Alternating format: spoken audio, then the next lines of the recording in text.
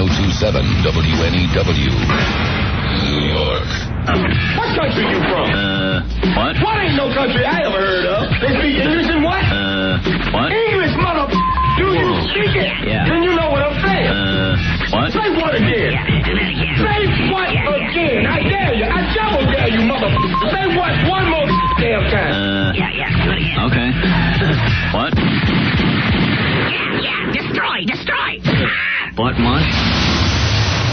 The Opie and Anthony Show. And this is the Opie and Anthony Show. 2 years ago today, we lost John. So we dragged that out of our archives. Didn't lose them. I think they found them. They found him and threw him back. After all that. Yeah, was that 2 years ago? Wow. 2 years ago today, I believe. Wow. The anniversary. Seems like just yesterday. All right, we got lots to do today. We got brand new phone numbers. I know. New city. Hello, San Francisco. Yes, they're listening right now. There they are. Adding them to the One family. Yes, the virus spreading. The virus has spread to San Francisco. We're being heard on 1550 AM. AM. I haven't done AM radio since college. Our first amplitude modulation station. Last time I did AM radio, I was at Geneseo State, little state school in New York, south of Rochester. And the college station was on the AM band, Anthony, but it was only hooked up to the dorms. Did they teach you any differences between AM and FM as far as how you go about your show, Opie? I think you could hear AM in tunnels. Is that what it is? And FM breaks up. I think it might be the other way around. Oh, AM breaks up in tunnels and FM. But you could get further with AM, but you'll get more static. Right, okay. Yeah. Whatever. Well, welcome. Welcome, 1550 AM, KYCY, talking more. There you go. All right, this is going to F up everybody because we've been on in a bunch of other cities for a few weeks now. Mm-hmm. And a bunch of people getting used to phone numbers and stuff. Well, we're going to change all the phone numbers now. I know. New York, no problem. You could still use 877-692-1027. You remember that. You got it bookmarked. All right, everyone else can't use that anymore. No? They have to use the new national number, 866-277-4WOW. What happened to 800 numbers? I don't know. They ran out. They ran out of 800 numbers. Now we're up to 866 numbers. 866-277-4WOW. They couldn't get something easier than that 277, huh? All right, so there you have it. It'll be on the websites and stuff, what number to call. I don't want to confuse people further here. Does that make a word that you can make, the 277? 277. Does that make a word? Looking really fast. No. Nothing? Not really.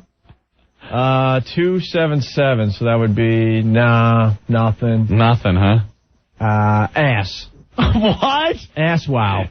Ass for wow? Ass for wow. Oh, okay, that's a fine word. Ass for wow. Uh-oh. What's wrong, Pete? It's not only New York. In other words, whoever was listening on WNEW listens off the old number that you had. Not just New York, all right? New Jersey and people that are, all right? Just so people in Connecticut don't... Anyone that's listening on WNEW. Okay, yeah, I think they understand that. Right. Okay, so if you're in Jersey or Connecticut or parts of Pennsylvania, right, Pete? Thank our Lord Jesus Christ for Pete Johnson. Thank you, Pete. I'm not sure. Pete's going crazy. Pete, you all right? We'll figure it out. Pete's all nervous. I've been running wires. We got a brand new phone system, and he's freaking out on us. Everything's okay. West Coast Dave, what's up? What's up, guys? Welcome to San Francisco. Wait a minute. This is West Coast Dave? This is West Coast Dave. The West Coast Dave. You have been listening to this show for quite a while now on a computer. Yes, I have. Syndication Underground. Yeah, we used to have an illegal syndication thing going on with the computer. Right. Yes, yes. And now we are in San Francisco. Yes, you are. And what is the problem, West Coast And Dave? I cannot hear you. Why? I kid you not. You're on this AM station, man. I cannot get it through the walls of my building here. So you're going to continue listening to us through the computer. Yeah, man. What else am I going to do? No. West Coast Dave was so excited. He's like, finally, they're coming to my town. I don't need to listen to them through the computer. And the AM station, you can't get in your building. Nah, man, it's an all talk station, and so that's all good. But you guys got to get on an FM station, man. Oh. Yeah. You can't run a wire somewhere? We'll send Pete Johnson over there. He'll help you out. Oh, yeah, I'll just stick a coat hanger out the window. But I thought AM signals go through buildings and tunnels. I don't know, man. I don't know. Not this one. No? No. Nah, man, sorry.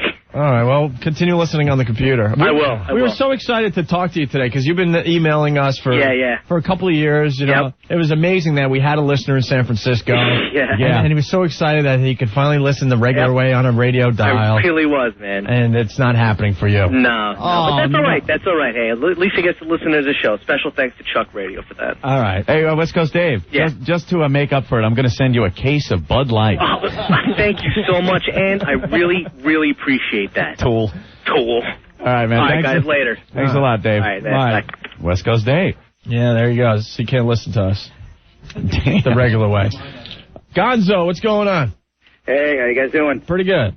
My band was on VH1 Cover Wars, which premiered over the weekend and showing all week, and you can clearly see a WOW sticker on my guitar the entire time. You know what? A bunch of people emailed us with that. Very cool. Look at you helping out. What was that all about, the Cover Wars? It's just it's a show. It's like a game show where they have a couple of cover bands going against each other. The judges call out a song, and you have to kind of play it. And if you don't know it, you got to fake it, and it can get kind of ugly. But did it get ugly for you guys? Or you did good? We did pretty good. We didn't humiliate ourselves too much. Are you guys dog voices? No, the Benjamins. Oh, the Benjamins. Yeah. What's that? What curve did they throw you? What song that kind of screwed you up a little? Oh, they threw us Boys by Janet Jackson, like a Melissa Etheridge. Why are they throwing that at guys? Just to see your reaction, I guess, to see how bad you actually pull it off.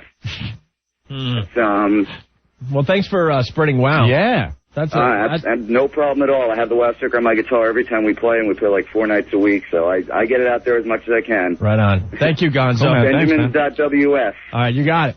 All right. Thanks. Bye. Adam, what's up? Yo, what's up? I was driving by the Long Island Railroad today, the other day actually, and I saw the WOW signs. Nice big WOW posters right by the Long Island Railroad. You know that people are stealing those things like crazy? I saw a sign that looked like it was ripped down, and it looked like it could have been a WOW sticker that was ripped off from the big poster. Yeah, the company finally has decided to advertise the Opie and Anthony show, and we got all these bus signs and billboards all over the city, and it's basically our WOW sticker just blowing up really big. And we've been seeing them on the back of buses and stuff, but now today, for the first time, I saw a bus where our big WOW sticker used to be. Oh, really? It is now just peeled off. You see some remnants of it stuck around. I don't know how they're getting them off the buses. I'm assuming you can just do it with a razor blade or something, but it's happening. Well, I saw one on a bus today this morning, and it looked really good. I just want to say congratulations, and I'm a great listener, and I love your show, guys. Hey, thank you, Adam. No problem. See ya. All right, bye. In Philadelphia, we got some bus signs and things going up there very, very soon. Oh, really? Oh, yeah. Yeah, look at that. Oh, yeah. Helping us out. All right, we should take our first break. We're just getting warmed up. Want to say hi to San Francisco. What are you laughing at, Ray? I'm laughing because Stinky's losing his mind out there with the extra phone lines. Yeah, there's like, Stinky! He's got 2 phone receivers. It's really confusing. We have 2 different phone banks now. Stink, how much are you hating life today? It sucks. You have to keep switching phones, and the new phone doesn't have the head, the shoulder rest. And then right next to me is the intern's like, hey, what's your name? We're doing the same exact thing I'm doing, so it's like in stereo. So we have the 2 guys answering phones right next to each other is what it comes down to. Because Pete Johnson couldn't hook it up right. Oh. Get Pete in here. I'll help you, Stinky. Pete's literally a minute away from losing his effing mind. When are you going to fix the phones, Pete? Pete. Give him his mic. Pete, Stinky has a complaint already about the new phone systems. Yeah? We need to switch, Pete. I need to use just the one phone. I can't be switching. Well, we're going to get 2 thin phone screeners out there so that they can have 2 people sitting side by side. Pete, is there something where he could plug his comfy little shoulder-resting phone thing into one jack and then have an A-B switch where, hey, he presses a button, it goes one way? Well, I don't want to give it to him at the beginning. I want him to get used to this, and then when I give it to him, he'll appreciate it more. Oh, is that your strategy? Yeah. You're a genius, Pete. Thank God for Pete Johnson. All right, Stink. Good luck. Thank you. You see these phones they're ringing everywhere now. This is just ridiculous. We got whole brand new screens in here with just more phone lines. All right. Let me just go to Vincent really fast here. Oops, see, I wanted to go to Vincent. I went to the wrong phone bank. That would have been John from Cleveland. Vincent. Opie. Anthony, everybody, what's up? Hey, guys. Hey. No, I just got the Time magazine with your article in it. Oh, Jesus Christ, man. What is with that guy? What? We sat and talked with the reporter from Time for quite a while. Uh-huh. You want to go to break and then we'll discuss the Time article? Yeah, because I got to get my copy. We want to go through the whole article, Vincent. But yeah, we're in the latest issue of Time magazine. Well, I just wanted to get in a quick what I learned on the Opie and Anthony show today. Yeah. A little early. Yeah. I learned that, let's see, Mary Kate is a priss, but Ashley's a goer, and Opie twiddles his own knob. All right. Hey, Vincent, stick around. We're going to talk about that article in a few minutes, all right? You want me to stay on hold? If you want to stay for like 7 minutes. Oh, I'll talk to you later, guys. All right, call, there you go. Call back all right, then. bye. Yeah, we're in the latest issue of Time magazine. Gary Condon's on the cover. It says in the corner, Secret Life, and then there's an ape on the cover, the real cover. It's the July 23rd issue of Time magazine, and Joel Stein wrote an article about us, and boy, I thought Joel liked the show, Anthony. I don't know. It seemed like we told him a lot when we sat and did the interview. Right. But everything he got off of here was between the time we were in the office and just when he was sitting in on the show. Right. He really didn't go into what we said when we were just hanging out with him. We sat for the interview for, I would say, over an hour and a half, and I think there's maybe 2 quotes from the interview. Yeah, and then the rest he just picked up just from sitting in on the show. Observing us. But if you want to play along at home, it's the latest issue of Time magazine. We're on page 69. Nice. How appropriate. In the arts section. In the arts section, the July 23rd issue of Time magazine. Yeah. And we'll discuss that next. How's that sound? Good. Okay, stay there. And action. I can't go one afternoon without spanking my junk. Okay, terrific. And cut. Opie, Anthony. Anthony, New York Sports Club. Yeah, another beach season here. Summer here. A lot of people haven't found their way to New York Sports Clubs yet. It's amazing because New York Sports Club, the easiest gym to get to. They got over 75 locations in the tri-state area. This gym makes it really easy to get in shape. New York Sports Clubs, they're near home, near work, near everywhere. For one near you, call them up, 1-800-301-1231. The best part, New York Sports Clubs offers the month-to-month memberships. None of the annual contracts, long-term financial commitments. Unlike the other gyms, you're not locked in. At New York Sports Clubs, you decide how long you want to be a member. At New York Sports Clubs, you find tons of exercise equipment and great classes. They have cycling, boxing, boot camp, yoga, Pilates, cultural dance, ultimate conditioning. You never get bored. You'll only get fit. 1-800-301-1231. Stop by any New York Sports Clubs today. They have special joining rates in effect. To find the New York Sports Club in your neighborhood, 1-800-301-1231. New York Sports Clubs, there's a million reasons to join. Opie, Anthony. WNEW. Hey, it's the Opie and Anthony show. Hey, new phone numbers today to confuse everybody. If you're listening to us on WNEW, you can call 877-692-1027. Everywhere else, it's 866-277-4WOW. Or 866-ASK-4WOW. Not ask, ass. No. A-S-S. Ask for wow. Nice. 866-277-4WOW. Jeez.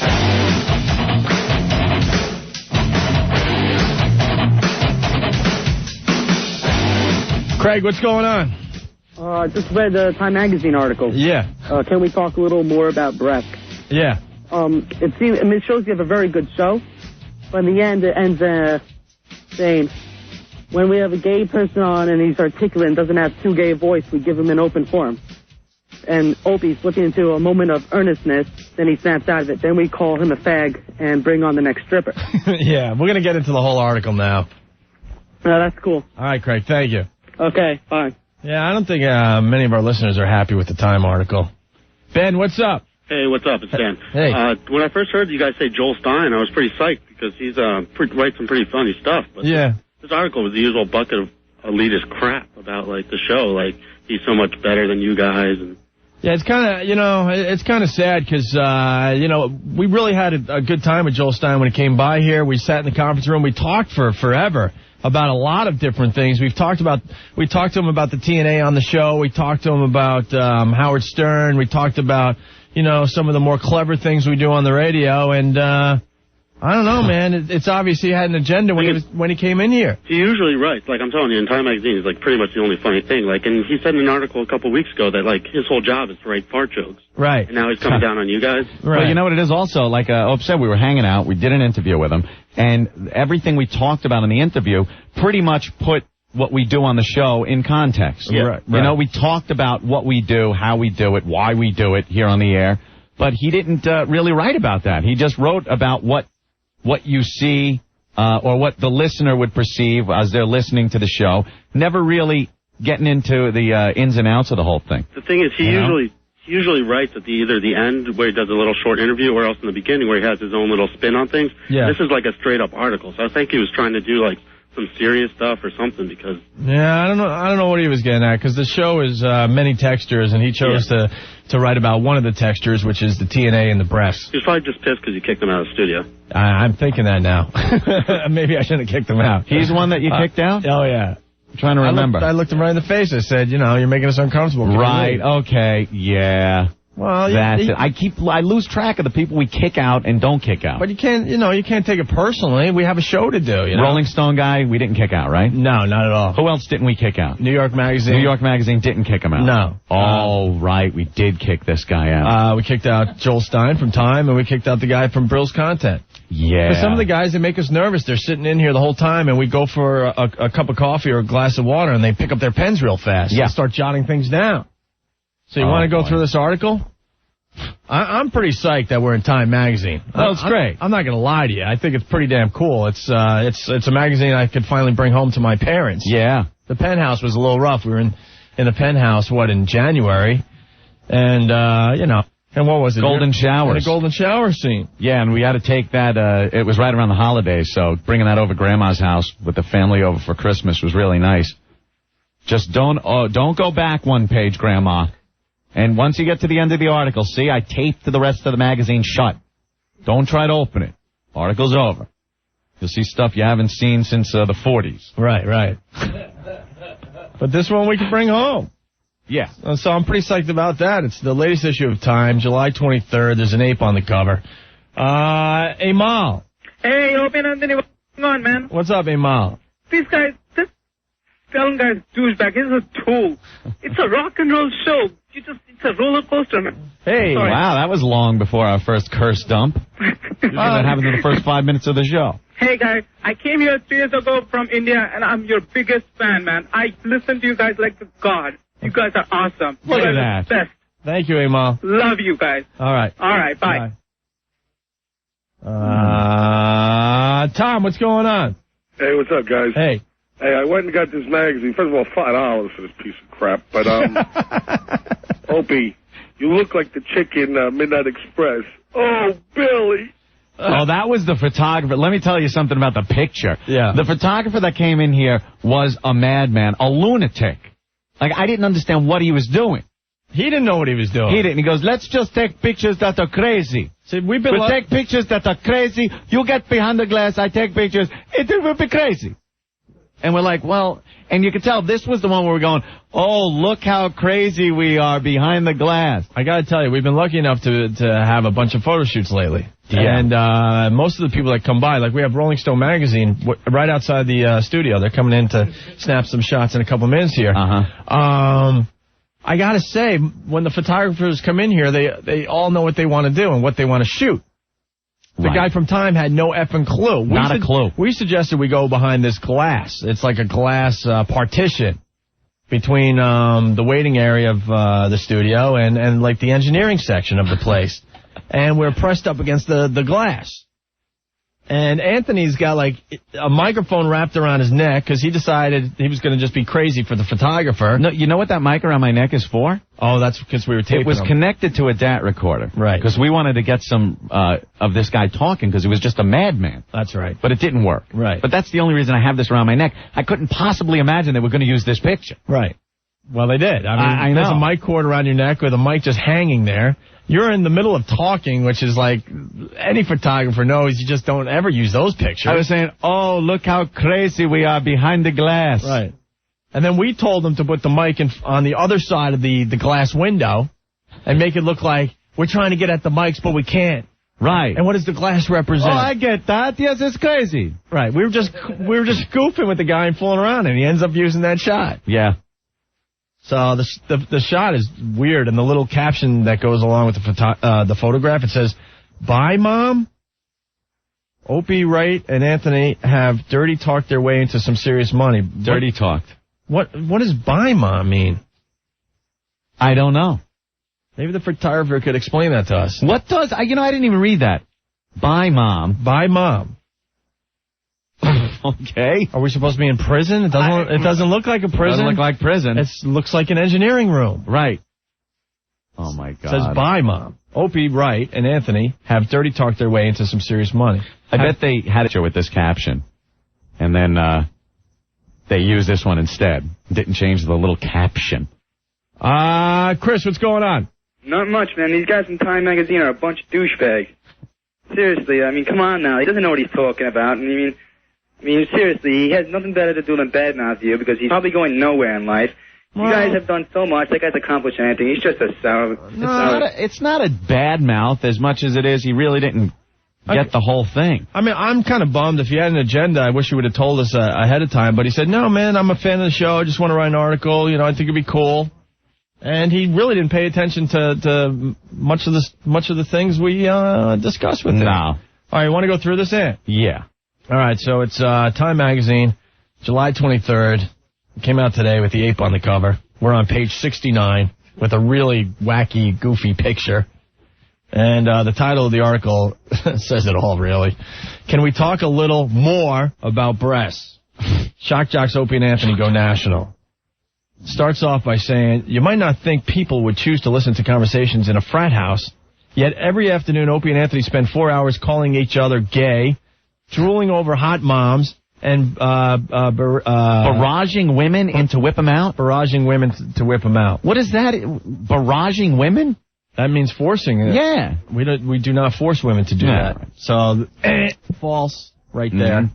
We've always said that, if the ladies feel like it, they can whip them out if they see "wow" written on the backs of cars all over the place. Right. And we've told the guys never harass the ladies, don't follow the ladies, just, put the "wow" on and see what happens. Right you are, Greg Opie Hughes. Yeah. Name I haven't used in years, but whatever. They feel like they really know you if they get your real name. Right. It's not even a carefully constructed frat chat. An hour before airtime, 6 staff members, all guys, sit around watching Jackass, shooting baskets, and occasionally surfing news websites. They're less like people preparing for a radio show than people waiting for a pizza. I agree with that. It pretty much is. He was in there. He saw what goes on before the show. We pretty much just hang out.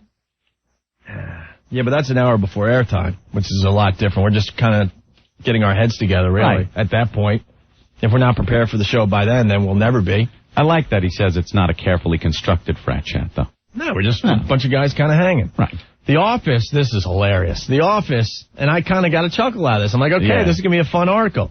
The Office even looks like a frat house. Porno tapes line the bookshelves. True. Opie's desk littered with such research material as Maxim, FHM, Stuff, and 17. 17. I do not. Maybe that day there was a... It was, yeah. Yeah, but I don't subscribe to that. It just happened to be there. I also have Time and Newsweek. Yeah, he didn't mention that. I have Playboy and Penthouse. Just about every magazine that's out we go through. Yeah. But he chose to mention those. Is flanked by 2 Britney Spears posters. Yeah, you do have 2 Britney Spears posters by your desk. Yeah, but that's for the whole office. It just happens to be in my section. Anthony's desk, littered with the Mary-Kate and Ashley Olsen book, video, and T-shirt, sits under a poster of the twins. Now, that's not true either. He basically makes it look like that's the only thing you have on your desk is like a shrine to the Olsen twins. Well, it's one of the things I have on my desk. Poster, I don't have the poster over my desk. The poster of the Planet of the Apes movie is over my desk. The Mary-Kate and Ashley one is over the Jägermeister machine. Right. And what's up with the Mary-Kate and Ashley Olsen book, video, and T-shirt?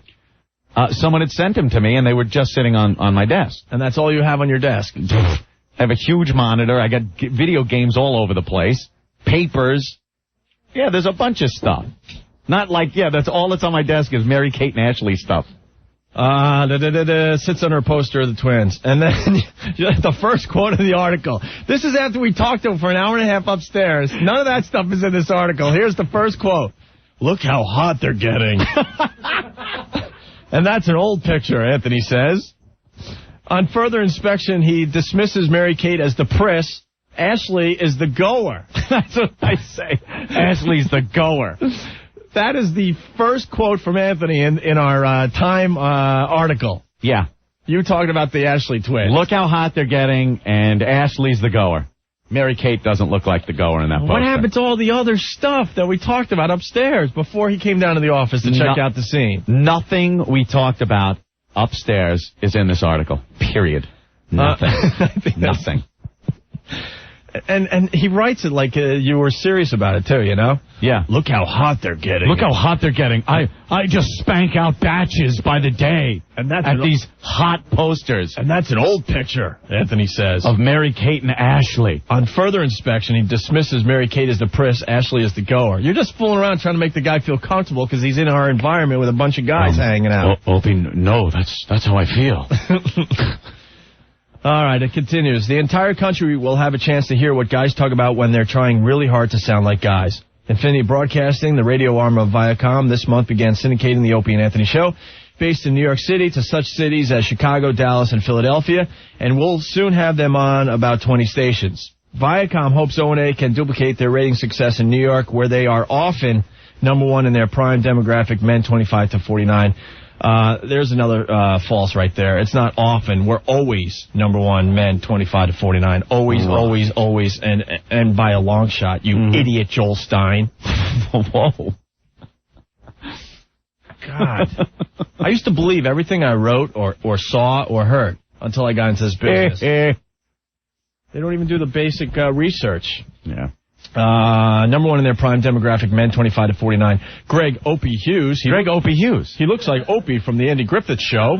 And Anthony Cumia are the descendants of Howard Stern, replacing his sour transgressiveness with male real politic. But I don't know what he means by that, yeah. While Stern interviews strippers, O&A just want them to take off their clothes. What? Well, that's one thing we do. Sure. There's no reason to interview a stripper. They're here for one reason. Let's check it out and let's move on. And take video and pictures and make sure our listeners can see it, too. I mean, that's the part he missed. All right. Viacom also syndicates the flagging Stern, who is no fan of O&A and vice versa. That's not really true. That's not totally true either. And we talked about Howard Stern and this with this reporter a long time, and this is what he chooses to print, which is unfortunate. He's been working off the same formula for a long time. Here's a girl, get naked, hoo, says Opie. It's the same midget, same pinheads. For today's society, you have to keep things interesting. Man, did he paraphrase something there. Yeah, that's like 2 sentences. Interesting isn't always tasteful, as when Jay Moore, the actor, comedian, and frequent guest, sang the song Full-Blown AIDS, making fun of AIDS patients. What? We never even discussed that with Joel. Where did he get that from? Because that was Jay and Steven, and it was like a Mike Dina-Cola. I mean, we had a lot of people in the studio that day, and under the context also that it was a most offensive song contest. Right. And they thought it up right on the spot. Do we have that song? We should play that. Right on the spot, they thought it up because it would fit into the most tasteless song ever contest that we were running. So I don't know what he's getting at with that. I want to play it before we move on here. The Arctic Call. Let me, hold on. Let me go to John. John, what's up? I got a bone to pick with Anthony. I mean, it's just wrong. He says that Ashley's a goer. Yeah. How could he say something like that? I mean, that's really just wrong. Why? Everybody knows Mary Kate's the goer. No, Mary Kate, the more girl next door looking. Ashley's the real. That's what makes her the goer. The girl next door look, you know what they say, is the quad ones you got to look out for. Ashley sporting the kind of retro 70s look a lot of the times, looking hot. How could you tell them apart? I don't even know who's who. Opie, I can tell them apart. Ashley's just a sea teaser, that's it. Mary Kate's the goer. I don't care what you say, Anthony. You're a tool. Less than 3 years, legal threesome with the Olsen twins. All right, thank you, John. You're welcome. Okay, we're trying to find the full-blown AIDS song. Full-blown AIDS. Dan, what's up? Hey, guys, I gotta ask. Yeah. Aren't you upset that you only got that little article when Black Earl got the cover story? Oh, my God. Dan. Holy smoke. Later, guys. Why didn't anyone say that in the back office? You did, Ben? Ben said that? There's a chimpanzee on the July 23rd Everyone knows edition. Earl looks like Shrek. All right, yeah, we'll play the live version of Full-Blown AIDS. So Joel Stein writes, interesting isn't always tasteful, as when Jay Moore, the actor, comedian, and frequent guest, sang the song Full-Blown AIDS, making fun of AIDS patients. It was part of our most offensive song contest. And the idea is, hey, make a song that's just going to make people cringe. Right. In disgust. Right. And they came up with this, and this is when they sang it in front of, I think, 2,500 people, right. Okay? And then we'll continue with the Time article. I don't usually do cover songs, but this one's very special to me. So I brought one of the co-authors of FBA, Mike DiNicola. Let's hear it from Mike. Mike has been kind enough to write a little extension to the song, so if you listen closely, you might hear some things you haven't heard before. Down to my target weight, sarcoma popped out all over my face. I lost 3 teeth and all of my friends. Looks like this time I'm nearing the end of loneliness. No need to lie, no reason to fear. When you're flat on your back, counting all your ribs. I went to give blood, they just showed me the door. I stood up to leave, and I fell on the floor, full-blown AIDS. Everybody now, damn that whore. Damn that whore. I said, damn that whore. Yeah, damn that whore. Let's break it down now. Mike DiNicola's going to do a little spoken word, little poetry, because I know you guys can appreciate some good poetry, right? Well, the FBA is set in, and he's left feeling a little low. Here you go, Mike. Well, now I've got AIDS. I don't feel so good, so I'm going to go out and share it with my neighborhood. Bartender, waitress, here's your tip. That ain't acne above my lip. Oh, you have to leave? Well, that's okay. I've got time to kill, maybe 2 or 3 days. I'm sitting alone humming this song. I start to think about everyone who done me wrong. Who's done you wrong? A 5th grade teacher. Yeah? Mr. Beck. You're going to find a hypodermic in your neck. Patrons in my restaurant. What about them? The tip's blue. Yeah? Yeah. Well, that ain't half and half in your stew. Oh! And Wendy. You remember me. Wendy? Yeah. She stood me up for prom. But I won't infect her. You won't infect her? I'm going to infect her mom. Her mom? Full-blown AIDS. Damn that whore! Damn that whore! You let up and whore! Yeah. FBA. Full-blown AIDS. Now, obviously, a very, tasteless song there. Right. 2,500 people enjoying the live version of that, which is kind of scary. I'm just scared that there is a live version of that. But it was, it was part of a contest we did. Most offensive song. And it wasn't Jay Moore singing it. No, it was Stephen Lynch. Stephen Lynch and Mike DiNicola. Jay Moore barely had anything to do with that, but he's mentioned in the Time article for being the author of that song. He wrote one line. I guess what bothers me is that Joel Stein didn't even ask us about that. Yes, Sting? Out of what? Rick's finding out. Oh, boy. See, we have a lot of problems with the dump guy. Oh, they're dumping. What were they? What were they dumping? I don't know. It's so funny. Everyone runs down to the dump guy as soon as he dumps out of the show. Just have a mallet over his head with like a string that we could pull here and just hit him. Ugh. Well, we're gonna just wait. The show will stop until they tell us what they dumped out of, because we need to learn, right, Anthony? Oh yeah, it's an educational process going on here. Damn that whore! No, they wouldn't dump that. That Stinky! little in whore. Yeah, that one. Here comes Stinky. Stink. That one. Something about the word not being beeped right, or yeah. Well, there were no beeps. And I kind of looked at each other. It was a close one there. I don't. All right. No, you know what? I would love to trash the dump guy, but when we heard the line on the air, Ant and I looked at each other like, ooh. Stephen was editing himself on stage as he was singing, so instead of saying the ucking, yeah, he kind of went ucking. I don't know if that just made it through. I didn't say it. You said it as well as Stephen did on stage. Oh my God! I didn't say it though. I didn't say it. It was close.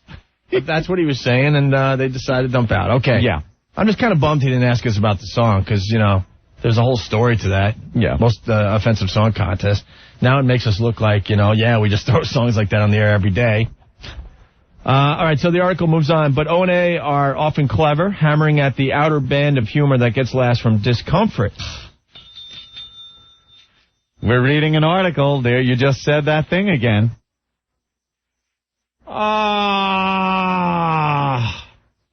Go see. Here's what this show is it's going to turn into. Where we got to stop while we're reading stuff because they dumped out. Did we get a ruling on the O-sex? On the O-sex thing? They dumped out. We got a ruling. By who? All right. By Jeremy. I want to go higher. Okay. I wish to use our power and go higher than Jeremy. Because I think you can say it. Now, we're allowed to say oral, right? You can say oral. There's no problem with saying oral on the radio, right? Right. You can say it You until can you're say blown that. out. Right. Anthony, I got to ask you something else. You could say sex on the radio, right? You absolutely can say sex. Okay. But you can't say oral. Oh, you put them both together and it's oh my God, a catastrophe where buildings will topple in the city. That's so funny because Chris from Philadelphia. Chris, what's up? Not much, guys. How's it going? I think we just answered your question, right? Well, yeah, I wanted to know about that. What was the deal? What did Jeremy say? You just can't say them together? Unfortunately, he's in another city, so we still haven't worked out the OS problem. I want to talk to the lawyer. You're allowed to say that. You are. I mean, because I've heard other people say it. I mean, you guys should definitely be allowed. I think they're just, hitting on you because you guys are getting so much attention now. All right. Well, we'll figure it out. We've learned you can say oral. No problem with saying the word oral. Well, guys, you guys are really loved here in Philly. We got factions of your stuff going on. I can't wait till the WOW stuff comes up. Yeah, give it time. That will happen eventually. All right, I can't wait till I see it. You're loved in Philly. All right. By the way, when's the next time you're going to have Mike Tyson back on the show? Sooner than later, man. All right, take it easy, guys. All right, Chris, thank you. Sure. All right, Anthony, so I guess we can't say that still. So I'll say, but O&A are often clever, hammering at the outer band of humor that gets laughs from discomfort. Like listening to a gay man perform peach eating on a woman for NSYNC tickets, right? That works. Right. Okay. Or playing the silent game where they book bad guests and let them wallow in dead air. There goes that bit. They call it cringe radio. At once punk and frat like Blink-182 or Fred Durst. It's the man show without all that annoying polish. The program has a real garage feeling with staff members walking in and out of the studio, twisting knobs, grabbing papers. There is no separate producer's booth. Opie twiddles his own knobs. He wrote, Opie twiddles his own knobs. Hey, Anthony, I'm a knob twiddler. You're twiddling knobs. What the F, man? Help me out here. Opie twiddles his own knobs. You know what? I like this article after all. It's funny. But what O&A are most famous for is Whip 'em Out Wednesdays, when women are encouraged to flash guys who have WOW bumper stickers on their cars, or even just the staff of a live Today Show, as a listener did last summer for $1,000. That's right, Anthony. Mm-hmm. Had a girl do that live on the Today Show. Yeah. And while Stern has to import porn stars, O&A have little trouble finding young women to play along. I think it gives women some power, Opie explains. When asked what he means by that, he leans his chair back against the conference room window and says, "That's a good question. What do I mean by that?" You know, and that's crap, because then I answered him, and we talked about it for like 10 minutes. Yeah. Oh, well. And nothing I said up in the office is in this article. Nothing. And I was rolling. The only quote we have from Anthony so far in the Time article. This is something to bring home to Mom. You should be proud of. All right. Let me go back to it. Talking about the Olsen twins book video and T-shirt that sits under Anthony's poster of the twins. Anthony's only quote of the Time article so far. Look how hot they're getting. And that's an old picture, Anthony says. On further inspection, he dismisses Mary-Kate as the priss. Ashley is the goer. Ashley's the goer. That's my whole, that's it. I think that's the only quote in the whole article. I spent an hour and a half in the conference room talking to this son of a bitch. And that's what he puts in.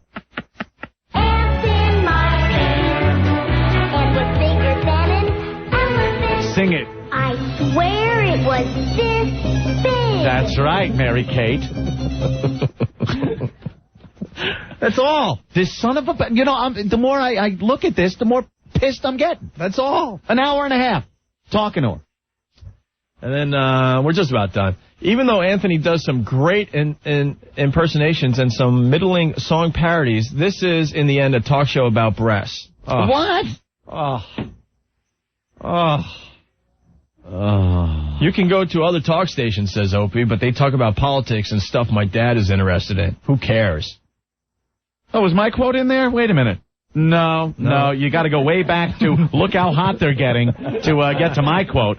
Oh, and of course, Ashley's the goer. Yeah, thanks. Thanks, Joel Stein. And O&A listeners, unlike those of most call-in shows, don't call in with questions but stay on the air to trade jokes or just email them in to be read on air. Since their home station, NEW, spends little advertising on the show, the Jocks have built their audience by putting on road shows, inviting listeners to drinks at Hooters, or handing out bumper stickers from a bus. Yeah, that's all we do. That's exactly it right there. We've gone to Hooters like twice, other places many times. As working-class guys from Long Island, O&A have a knack for making their often not-so-bright fans seem interesting and integral. Some guy shows up with a case of beer and a half an hour later, he's on our show, says Opie. Sometimes they'll even pretend to listen to people outside the frat. If a group gets pissed off, are we allowed to say pissed off still? Yes, because that's angry. All right. If a group gets pissed off at something we're doing, say the gay community, and a guy calls in and he's gay and articulate and doesn't have too gay a voice, we give him an open forum, says Opie. Now, what is that? I don't even remember that being said. And doesn't have too gay a voice? And if we did say that, we were obviously joking. Because gay Marco calls in all the time. Right. And that's uber gay. And doesn't have too gay a voice, we give him an open forum, says Opie. Says Opie. Oh, where's my quote there? Hold on. I know I got one here, because I talked to this jack off for like an hour and a half. Yeah. Wait, let me go back. Look how hot they're getting. And that's an old picture. Ashley is the goer. We give him an open forum, says Opie, slipping into a moment of earnestness. Then he snaps out of it. Then we call him a fag and bring on the next stripper. Oh, God, I'm such a joke. I sat there. Man, an hour and a half talking to this guy. What's the problem? You got a quote in here. Nice quote. Nice. Look how hot. Nice quote. Look how hot they're getting. You talk about the Olsen twins in Time Magazine. That's it. Here you go, Mom. Here you go, Mom. I'm in Time Magazine. I'm talking about how I want to ravage underage girls. Yeah, that's great. That's great. Look, Mom. Mom, did you see the part where I said, look how hot they're getting, and I'm talking about 15-year-old girls? Did you see that part, Mom? How about when I say Ashley's the goer? I wish Joel Stein would give us the tape, because he taped the interview. Yeah. And we'll play that on the air. It'll be much more interesting. I'll tell you right now. You know what we got to do? And we're stupid for not doing this. When they pull out that little tape recorder and start taping the interview, we do the same goddamn thing. We pull out our huge tape recorder. We tape it, everything, so when the article comes out, we can go, here's what was actually said. What an idea. Make sure that happens next time. You know, and before we finish up on this, I do want to go on record and say, I think it's damn cool that we're in Time Magazine. I'm not going to start acting like, it sucks. This is freaking cool. Oh, it's great to be in Time with an quote about underage girls and wanting to have sex with them of some sort. Great. Great. I really thought you had another don't you have another one in here somewhere, Ant? Like, maybe further down? You know, I told my mom about this, too, that I was going to, you know, me and Opie, man, we're in Time Magazine. It's coming out next Monday. Oh, I'm going to call all my friends. Oh, my God. I can see her now. Hi, June, please. Remember I said Anthony was going to be in Time? No, I was kidding. It wasn't Time. Please don't get this week's Time. Her friends now are going to be, hey, saw the article. That's great. Could you tell me when Anthony's coming by so I can keep my young daughter in the house? It's obviously what's going to happen. You know, next time we might as well not even talk to the reporter. That's great. I read, Rose, I read the article about your son in Time. It was great. So he's a pedophile. That's great. And there's got to be something else in here that you said. But at least it's in Time Magazine. Dude! It's not like a lot of people read this or anything. I'm starting to really, this is sinking in now. This is in Time Magazine. The only quotes I have is how hot Mary-Kate and Ashley are. Look how hot they're getting. Look how hot they're getting. And then I have to, like, explain it. And that's an old picture. Meaning I've seen plenty of pictures. And I know that's an old picture.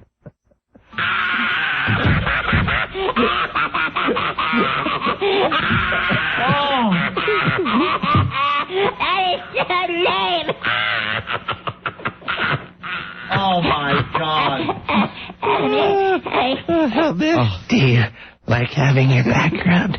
You ever seen a grown man naked? Well, maybe Rolling Stone magazine will do a better job. Oh, my God. We got the photographer here taking pictures of us on the air. There's something different, Time. What happened? Up behind a glass, pressing our bodies against a glass window. They're all pink on the inside. I can't believe this. I'm in Time Magazine. The only thing I'm saying is how I'm hot for a teenage girl, for 15-year-old girls. But this was a quote from our interview with Time. They're all pink on the inside. Thank God they didn't use that one. Pussa! Stick it in my mouth. Oh, my God. If I could have had a couple of more quotes, maybe, to... I think we have one of your quotes they could have used. Oh, addicted to boobies.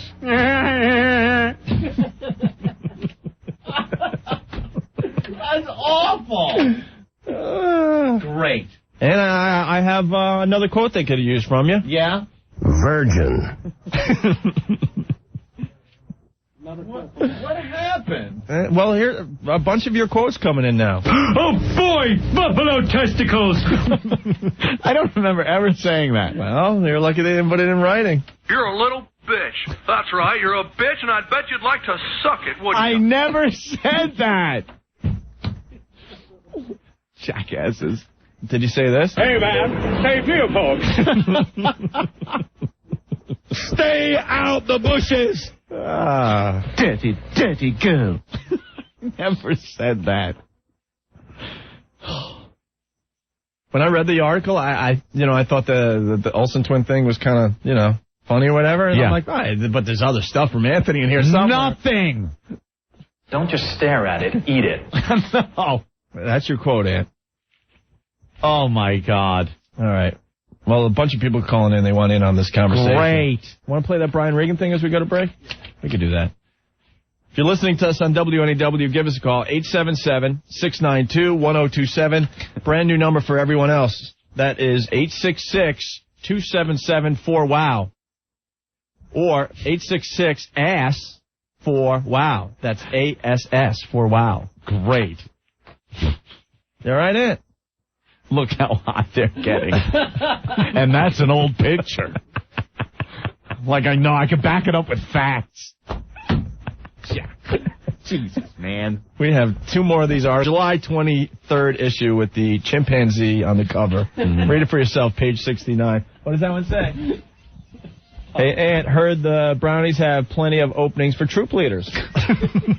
Ass. All right. A little taste of Brian Regan. He was in here Friday, and he was hilarious. We'll get to all the instant feedback. They're coming in like crazy. Anthony, And you made fun of Paula Poundstone, kid toucher. It's going to get really, really fun in just a few minutes. Stay there. Right. Brian Regan from Friday, just a little taste. Mike. Yeah, what's up? Hey. Brian, what's going on, brother? Hey, Mike, how are you, man? All right, I was just sitting down watching TV, and there was a monster truck race on. I don't know. I know that's like one of your favorite things. Man. You know, as a matter of fact, well, you've seen them, right? The Monster TV trucks. monster trucks. Oh, yeah. The favorite, the best part is when they interview them. They interview them when the whole race or whatever they're doing. I don't know if it's a race or an activity. I don't know what they're trying to accomplish. But when they're done, they interview the guys, and they always talk about their engine, like you know what they're talking about. Hey, what were you thinking during that last run, Earl? Well, you know, I was going pretty good, and about halfway through the flap coil valve burner started smoking. The hydro pin spring was spurting oil at the manifold draft. I knew if I didn't overflood the gasket, I'm going to have last pile on unplayed transmission valve. I knew if I couldn't do that, I was going to have to shut her down. You know, you're at home. What? Wait, the flap coil burner? Well, sure. You had to shut her. What options did you have? Your hydro plate spring was spurting transmission oil. You had to shut her down.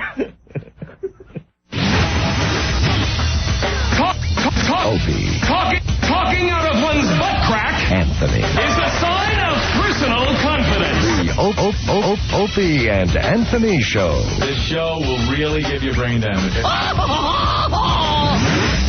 Anthony. Yeah. Hot wire. Hot wire. You think you're getting a deal just by shopping for hotel rooms online? Wrong. Only Hotwire has special negotiated hot rates. Why? 1/3 of hotel rooms go unsold every day. Those hotels don't want to take the loss on the empty rooms, so they ask Hotwire, and only Hotwire, to sell them any way they can. Check out these recent hot rates purchased by Hotwire customers. An upscale hotel in the Beacon Hill section of Boston for $54 a night. That's a $95 savings. Upscale hotel at Walt Disney World area of Orlando, $58 a night, a $97 savings. And a mid-scale hotel at the Fisherman's Wharf area of San Francisco for $72 a night, savings of $157. Why waste time looking for at travel sites that list the same rates you can find anywhere on the web? Go to Hotwire. You get special negotiated hot fares. That's what they are. Hot rates. Hotwire does all the research for you. Nothing could be easier. You'll know you're getting a great deal that can't be found anywhere else. Hotwire. Go to hotwire.com. The Cruel Circus. Ron and Fez. Middays, noon to 3. 1027 WNEW. Opie, Anthony. Opie, Anthony. 1027 WNEW. We're back with the Opie and Anthony Show. Jeez, man. Give us a call. If you're listening to us on WNEW, 877-692-1027. For everyone else, 866-2774. Wow. What's wrong, Ant? It's starting to sink in. You know, I like you, when we started reading this article. We're talking about the latest article from Time Magazine, the July 23rd issue with the chimpanzee on the cover. We're on page 69. Joel Stein did a fun piece on us, Anthony. Now, when we started reading this, the first two paragraphs, I was laughing because I thought, it was a great way to start the article off with how we hang out in the office before the show. But then I'm realizing there's nothing else in here from me. No quotes, no nothing about the show or anything at all. I remember talking to him upstairs in the conference room, and I was thinking to myself, wow, Anthony's really, sounding very articulate today. Well, you know something? I like doing that when we do the interviews. Serious. I try to distance myself a little from what we do on the air here, and I try to come across as somebody who's a little informed about things, I like to think I know a lot, or at least a little bit about a lot of stuff. Right. And I get one quote in the whole Time article, which I wouldn't even care about the number of quotes. Would be fine if it was something maybe about the show but it's one quote, about how hot the Olsen twins are. In Time Magazine. And it's in Time Magazine. The one I was really psyched that, hey, Mom, check this out. I'm going to be in Time Magazine. You had some great quotes in Brill's content, but no one picked up that article. It's been on newsstands for months, and no one has seen that article. Anthony's desk, littered with a Mary, Kate, and Ashley Olsen book, video, and T-shirt, sits under a poster of the twins. Look how hot they're getting. And that's an old picture, Anthony says. On further inspection, he dismisses Mary Kate as a priss. Ashley is the goer. And that's my contribution right there. Punch out. I'm done. There you are. That's you for Time Magazine. Everything else? No. He goes to Opie for some quotes on things like Howard or the content of the show or other talk shows. What else? Guests on the show, callers to the show. What do I get? Look how hot they're getting. Steve, what's up? Yo, what's up, guys? Hey. Hey, I just want to talk to Knob Twiddler and Kid Toucher.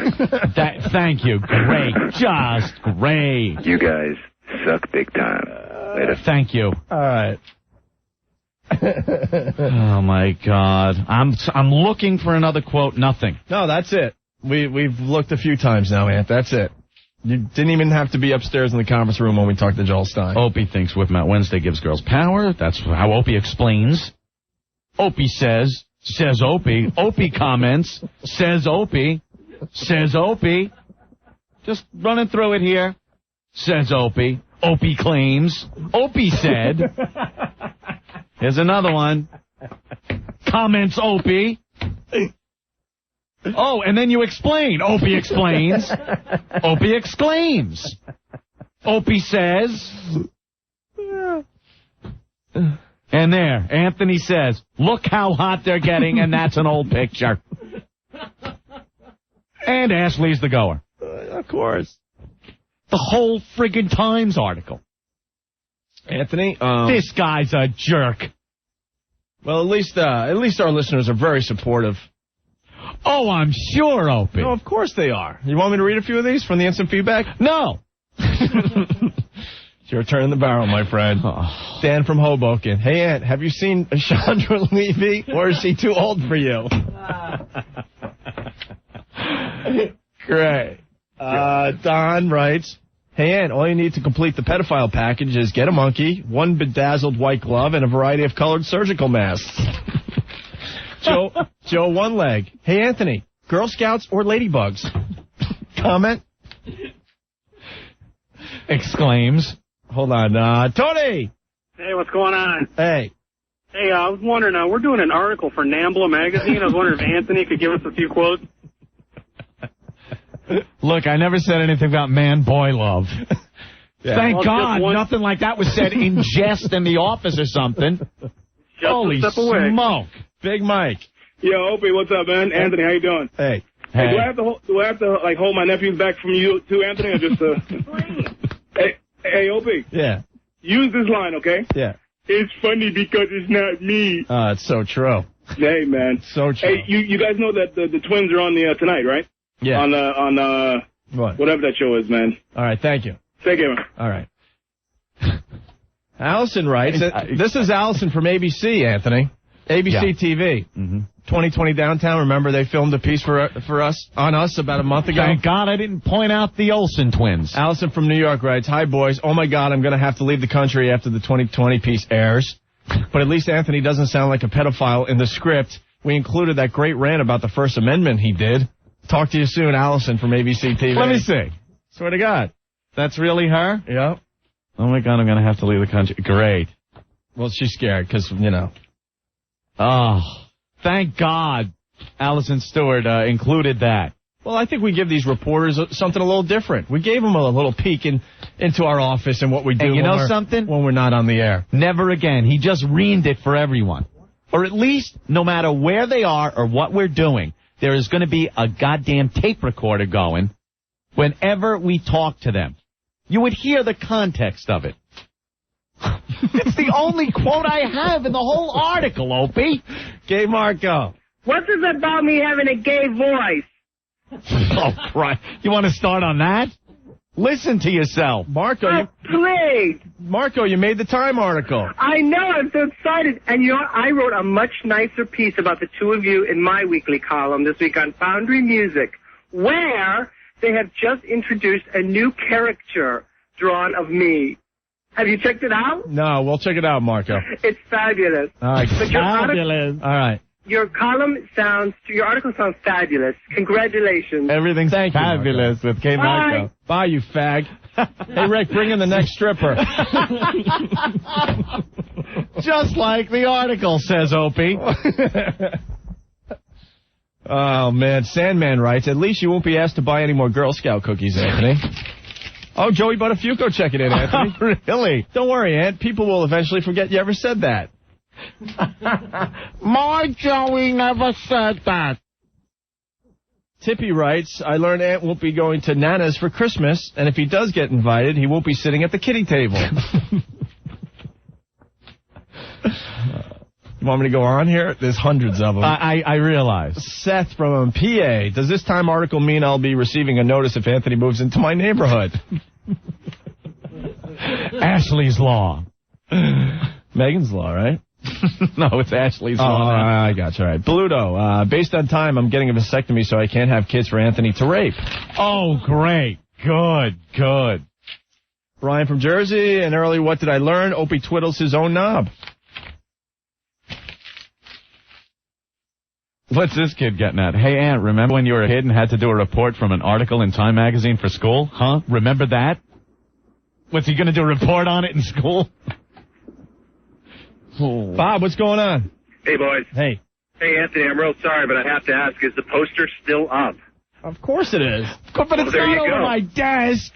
The guy wrote that it was over my desk. It is on the sidewall over the Jägermeister machine. Okay. Away from me. Would you like some pictures of our office to prove that it's not over your desk? You know, if you want to take a picture and show the poster that is over my desk, you could take a picture of my desk and put it on the website, and you could see. Well, he could take a picture from the corner, and they could see your desk, the Planet and see where the poster is. And then see the. We have a lot of cool posters all over the place, but he chose to mention the Britney Spears posters and the Olsen Twins poster. Just a hint. Get the poster out of there. All right, thank you. You're welcome. Bye. Here's an email. Great article, Anthony. Love Paula Poundstone. There's so many Paula Poundstones out today, I see. And welcome to the club, Roman Polanski. Thomas. A very early, what did I learn today? Yeah. When is it bedtime at Anthony's house? When the big hand touches the little one. Jeez. He sure got a lot of laughs out of that. The only quote. But you like the article in general, right, Ant? No. Represents the show well, right? Nope. Now I'm completely pissed at this Joel Stein. I'd love to speak with him.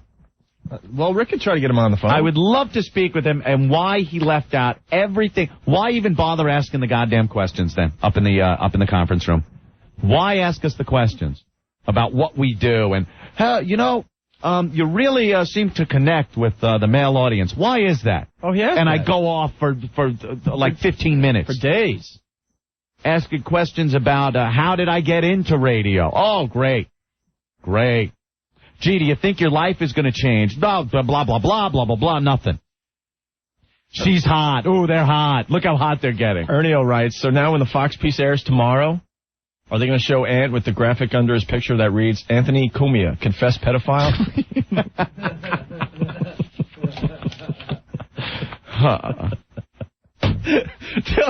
These are getting better, man. You're not out of the barrel yet because they're getting better. Dylan writes, ride to the newsstand, 50 cents in gas. Copy of Time magazine, $5. Seeing Anthony portrayed as a kid toucher in one of the nation's most popular and respected magazines. Effing priceless. That's great. At least she isn't your cousin coming in from Jerry Lee Lewis. Jerry at Great Balls of Fire. Andrew. Hey, guys. Hey, this is the most offensive thing Time's done since they colored in that O.J. picture. Or maybe that was O.J. on the cover this month. I didn't do it. All right, Andrew. Go Sox! Yeah. Oh, man. I'm going to have to now call up my mommy and tell her. What do I say? You want to get your mommy on the phone? I'll have to explain that it wasn't just that he left a lot of stuff out. If Ro is listening, give us a call. Anthony wants to talk to his mommy. All right. She listens, right? I hope so now. Ralph? You know, she's in a very respected community out on Long Island. She's very involved with the affairs that go on in that community. And now, you know, she told all her friends that it's going to be in Time Magazine. Now she's going to go to the little clubhouse or the pool in the area, and they're all going to be pointing, oh, look, there's the pervert's mother. John, what's going on? I just had a little question for Anthony. Anthony, do you prefer Thunderoos or the Tidy Whities? Oh, get a good laugh. Get a good laugh. Get a good one. Ralph writes, Anthony, there's only one thing to do. The 2001 Anthony Apology Tour. Apologize. I apologize. I've taken down the Mary Kate and Ashley poster. Waddle doodle, bone dry, snarlins. Jim Norton writing in that. Oh, really? I thought it was a great quote. Thank you. God. George writes, newsflash, Anthony from the famed O&A show is now a suspect in the Jean-Benet Ramsey case. I wasn't even in Colorado. Oh, Gary Glitter writes, finally, someone who understands. Gary Glitter. I don't even care that he wrote that. Because I said it was fun, it was in the office, but that was the only quote in Time Magazine. Oh, it's like, all right, in next week's Time, the next time you're in Time Magazine, we'll talk about other things. It's like a once-in-a-lifetime thing you're in Time. Ugh. Jack off. Time Joel Stein, you suck. Joey Big Arms, Time Magazine, Exhibit E. Ugh. Joel Stein, great job. Great job. Oh. Really got me across there to the audience. Real in-depth thing. We were really able to get across what I'm all about. Woody Allen wants to know, and if you're available to go cruising for chicks down to the playground tomorrow afternoon. Oh. Did you try to get Joel on the phone? The guy's going, look at this, Robert. Checking in on instant feedback. How long before we see Ant being profiled by John Walsh on America's Most Wanted? I can see it now. This next guy is one sick punk. He has a disgusting fascination with the sweet, innocent Olsen twins. We need your help, America. To bring this sick puppy of a radio show host to justice. I like how John Walsh gets all involved now. This bastard should be shot. Jim, you're next on the Opie and Anthony show. What's going on, guys? Hey. Hey, Yank, is this the reason why you had to break into your old house and get your computer back? So the wife couldn't use the kiddie port against you? Wow, you're going back. Unbelievable. That's a hell of a call. Have a good one, guys. All right, Jim. My hard drives are clean, as is my conscience. Joel Stein decides that's the one quote out of everything I said he's going to print. Look how hot they're getting. And that's an old picture. On further inspection, he dismisses Mary Kate as the priss, Ashley as the goer. As the goer. The guy doesn't even put it like, like we're hanging out and we're having fun. Ugh. Thank you, Joel. All right, we're going to try to get your mom on the phone. And I want to talk to Joel. And Joel Stein from Time Magazine. I don't know why he didn't include anything else that I said. We're pretty excited about being in Time. I'm still excited about it. Well, good. Oh, sure, with Opie says, Opie exclaims, Opie explains. No, there's a lot of stuff I say that is completely stupid and makes me look like an idiot. What? Huh? Like what? Talking about Whip 'em Out Wednesday. I think it gives women some power, Opie explains. When asked what he means by that, he leans his chair back against the conference room window and says, that's a good question. What do I mean by that? Oh, great. Good. Yeah, that makes you look bad. Ooh.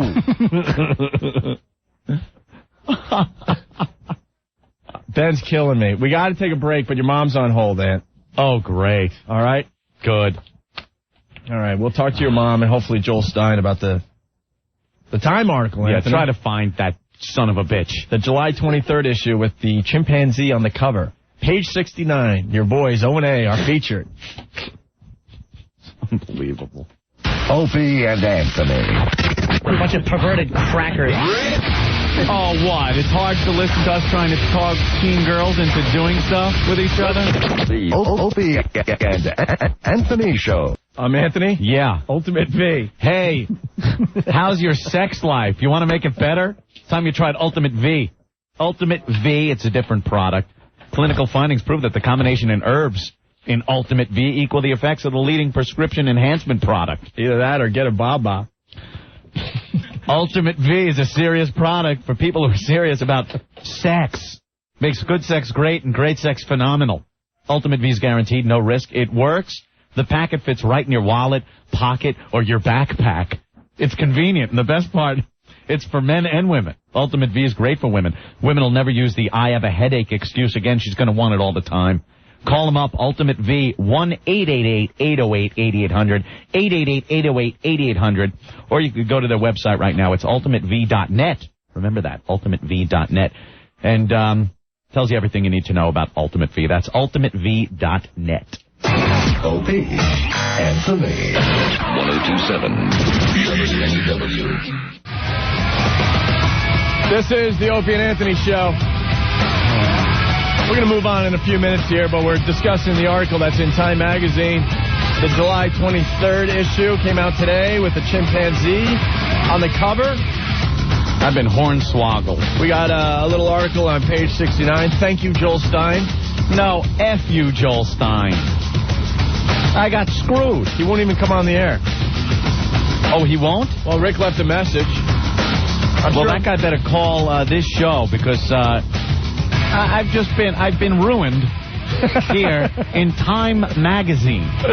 This isn't like, a penthouse where, they got a great circulation, but look who they're going to. Right. I could walk into a dentist office a year from now, and this will be sitting there. Oh, yeah. For everyone to read and go, oh, my God, I can't believe he said that. Time Magazine, they can find Joel Stein because they called us before the show and said, hey, are the guys going to talk about their article today? Oh, we're talking about it. So your mommy's on the line. Ass. Your mommy's an ass? No, all right. I got to warn her now because she probably told everybody. Hello, Mommy? Yes. Hi. What happened? Did you tell everybody that... Well, first of all, I want to know one thing now. I have to change dentist? That article's going to be in there in the dentist office for a year? It doesn't matter what dentist you go to. I'm sure this magazine's going to be sitting there. Look, I told you we were going to be in time, and did you tell your friends like around I told everybody. Oh no. Everybody. Now I'm humiliated. What did you do? Did you pick up time? No, not yet. Oh, well, don't. Why? I'm going to. No, don't bother. Listen, all I know is from now on when people say to me, oh, are you the one who lives here whose son is on the radio? I'm going to say, yeah, you ever listen to Ron and Fez? Yeah, exactly. I'm embarrassed. That's it. Now, I got one quote in here. What? In the whole article, I spent an hour and a half talking with this jackass, Joel Stein. Uh-huh. And, yes, Opie? Can I ask your mom something? Sure. Have you been listening to us today? Just a little. Sal told me that you guys okay. were. I hope you're sitting down. Why? Continue, Aunt. Well, the article came out, and I have, like, one little quote in the whole page article. Uh-huh. And oh, gosh. What does it say? The guy's describing our office, right? Yeah. And he says that Anthony's desk is littered with Mary Kate and Ashley Olsen books, videos, and T-shirts. It sits under a poster of the twins. And now here's my quote, Mommy. What? In Time Magazine, baby. I say, look how hot they're getting. Oh, no. And that's an old picture, Anthony says. On further inspection, he dismisses Mary Kate as the priss and says Ashley is the goer. Yeah, well, you always did say that. No, don't hang me out to dry. All I'm saying is that I don't mind that he puts this in there because I was saying it in jest in the office. Yeah. But there's nothing, the whole rest of the article, there's not one quote from me. I spent an hour and a half with this guy, and I talked about everything. Well, that's how we not started fair. the show, and all he puts in there is, look how hot they're getting. Oh, well, that isn't fair. So I just want you to know. You are very articulate. Didn't you say other things that, you know, that you could relate to? I said so many other things and touched on so many other aspects of the radio show and how we got into radio and what we think about other air personalities, our audience, and everything. And he picks, look how hot they're getting, and that's an old picture. Oh. Now I'm lusting after two 15-year-old girls, and well, this was the one magazine I was all proud of, and I'm like, oh, my mom's going to read. I'm in Time magazine finally, and a publication you could show your friends, and it has me as the 15-year-old girl kid toucher. Oh, wait a minute, Anthony. Anthony. Yes, Sal? Anthony, yeah. We've always known you were a pervert. Thank you, Sal. Great. I get help from my parents' house. Oh, my God. Mom, I just want you to know, when you talk to your friends... I just think that they should redo the article now. Well, yeah. Since he wasn't very nice to you. Right. You know, I mean, he didn't really give you a chance. They should just do the article again and do it the right way. Yeah, because that's how Time magazine works. They have time to just push off the other stories and do a little article on us again. Don't worry about it. I think we'll be in Time magazine again in the very near future. Get out of here. This was my one shot to be in Time, a respected publication that my mother could read. And my quote is, look how hot the Molson twins are getting. I can't wait till my neighbors... Oh, God, I'm humiliated. I'll probably be driven out of the neighborhood now. But that's just it. Like, you understand. You know, like, the goofing around and stuff. But your neighbors now are going to be going, hey, great quote from your son in the in Time magazine. I'm probably going to have to walk around in a disguise now.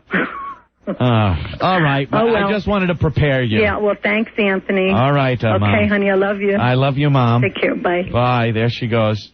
My mommy. She sounds like she's fine with it. Her friends are just going to give her crap, though. And Rick, what's up? Joel. What's up? Line 12. Line 12. She's been trying to get Joel on the phone for us, but she hasn't been able to. Who's this? One of the people from Time magazine.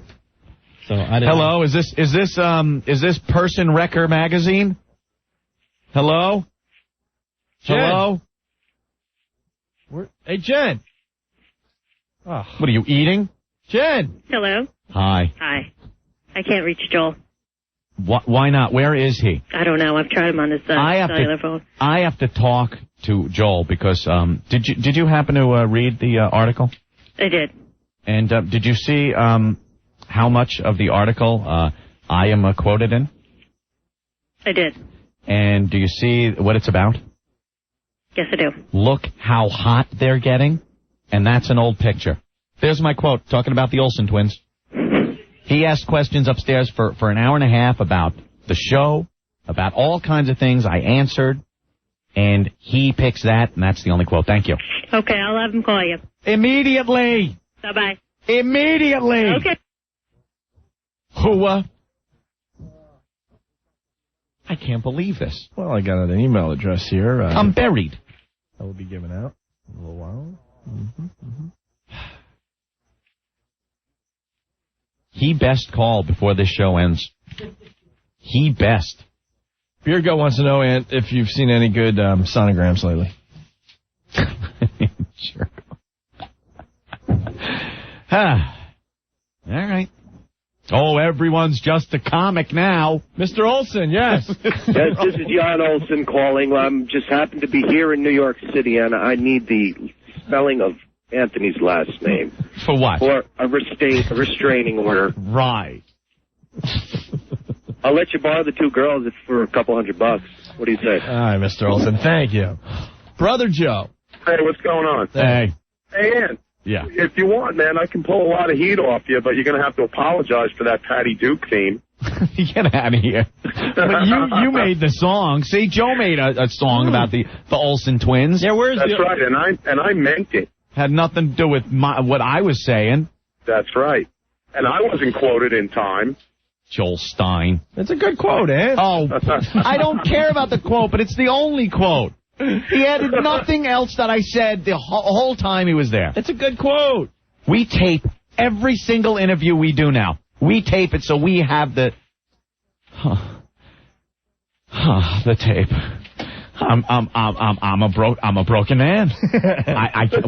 I can't do anything. Oh, come on, they are hot, man. Well, we all know that, but it's the one quote. One quote. It would have been all right if there was a few more quotes in there, right? Time Magazine. This mean I'm not... Stop laughing. I'm not going to be in highlights now? All right, Joe, we'll play the tune. I'll see you later, man. All right, Brother Joe, everyone. Tom, what's going on? Yeah, I just want Opie to check your wallet and see how many Jeffrey bucks you got in there. Jeffrey bucks? Jeffrey bucks, yeah. Very good. Yeah, you got to be able to spend them, man. All right. Bye. Bye. Everyone's hysterically funny. All right, Ant. Well, hopefully Joel Stein will call and you can talk to him. Well, I want to straighten something out with that ass jerk. Anthony, no, the next road show will not be at Sesame Street. Someone wanted to know on the instant feedback. All right. I can't believe. Here's Brother Joe's Olsen Twins song. Great. As we try to catch up a bit. We'll be back. It's the Opie and Anthony Show. If you're listening on WNEW, the phone number 877-692-1027. For everyone else, it's 866-277-4WOW.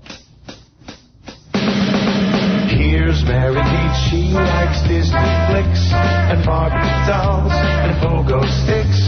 But Ashley is a little slut, she likes to love it in the butt. Loves them porno flicks, they're the Olsens, adolescent vixens all the way. They will give up their hymens to some lucky guy one day. While Mary Kate likes to play knock-knock and hide and seek and sing a lot. Well, Ashley is the one that goes to gladly take off all her clothes for the money shot. They're the Olsens, identical vixens, and you'll find they laugh alike. I bet they'll even alike, and you know they'll be tied. The Olsens, take them from behind.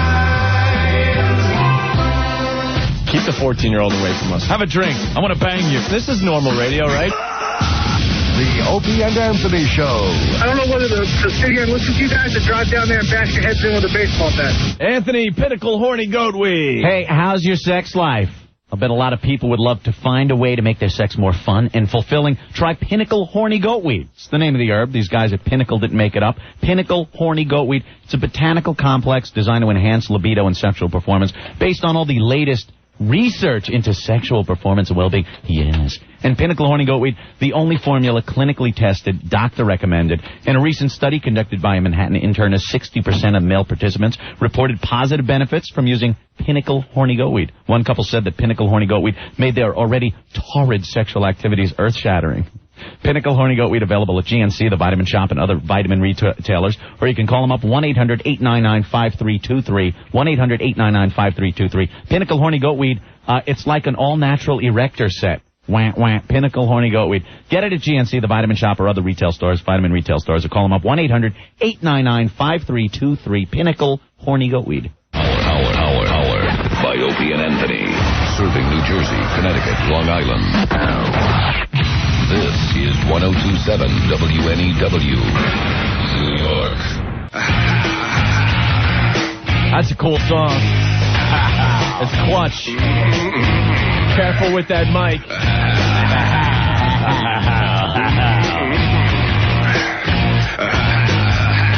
This is the Opie and Anthony Show.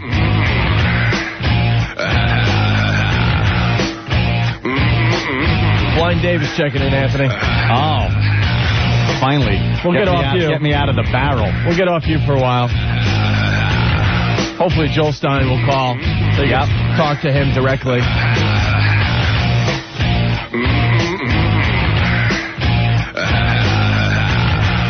Of course, Blind Dave did blind boxing with Blind Matt last week.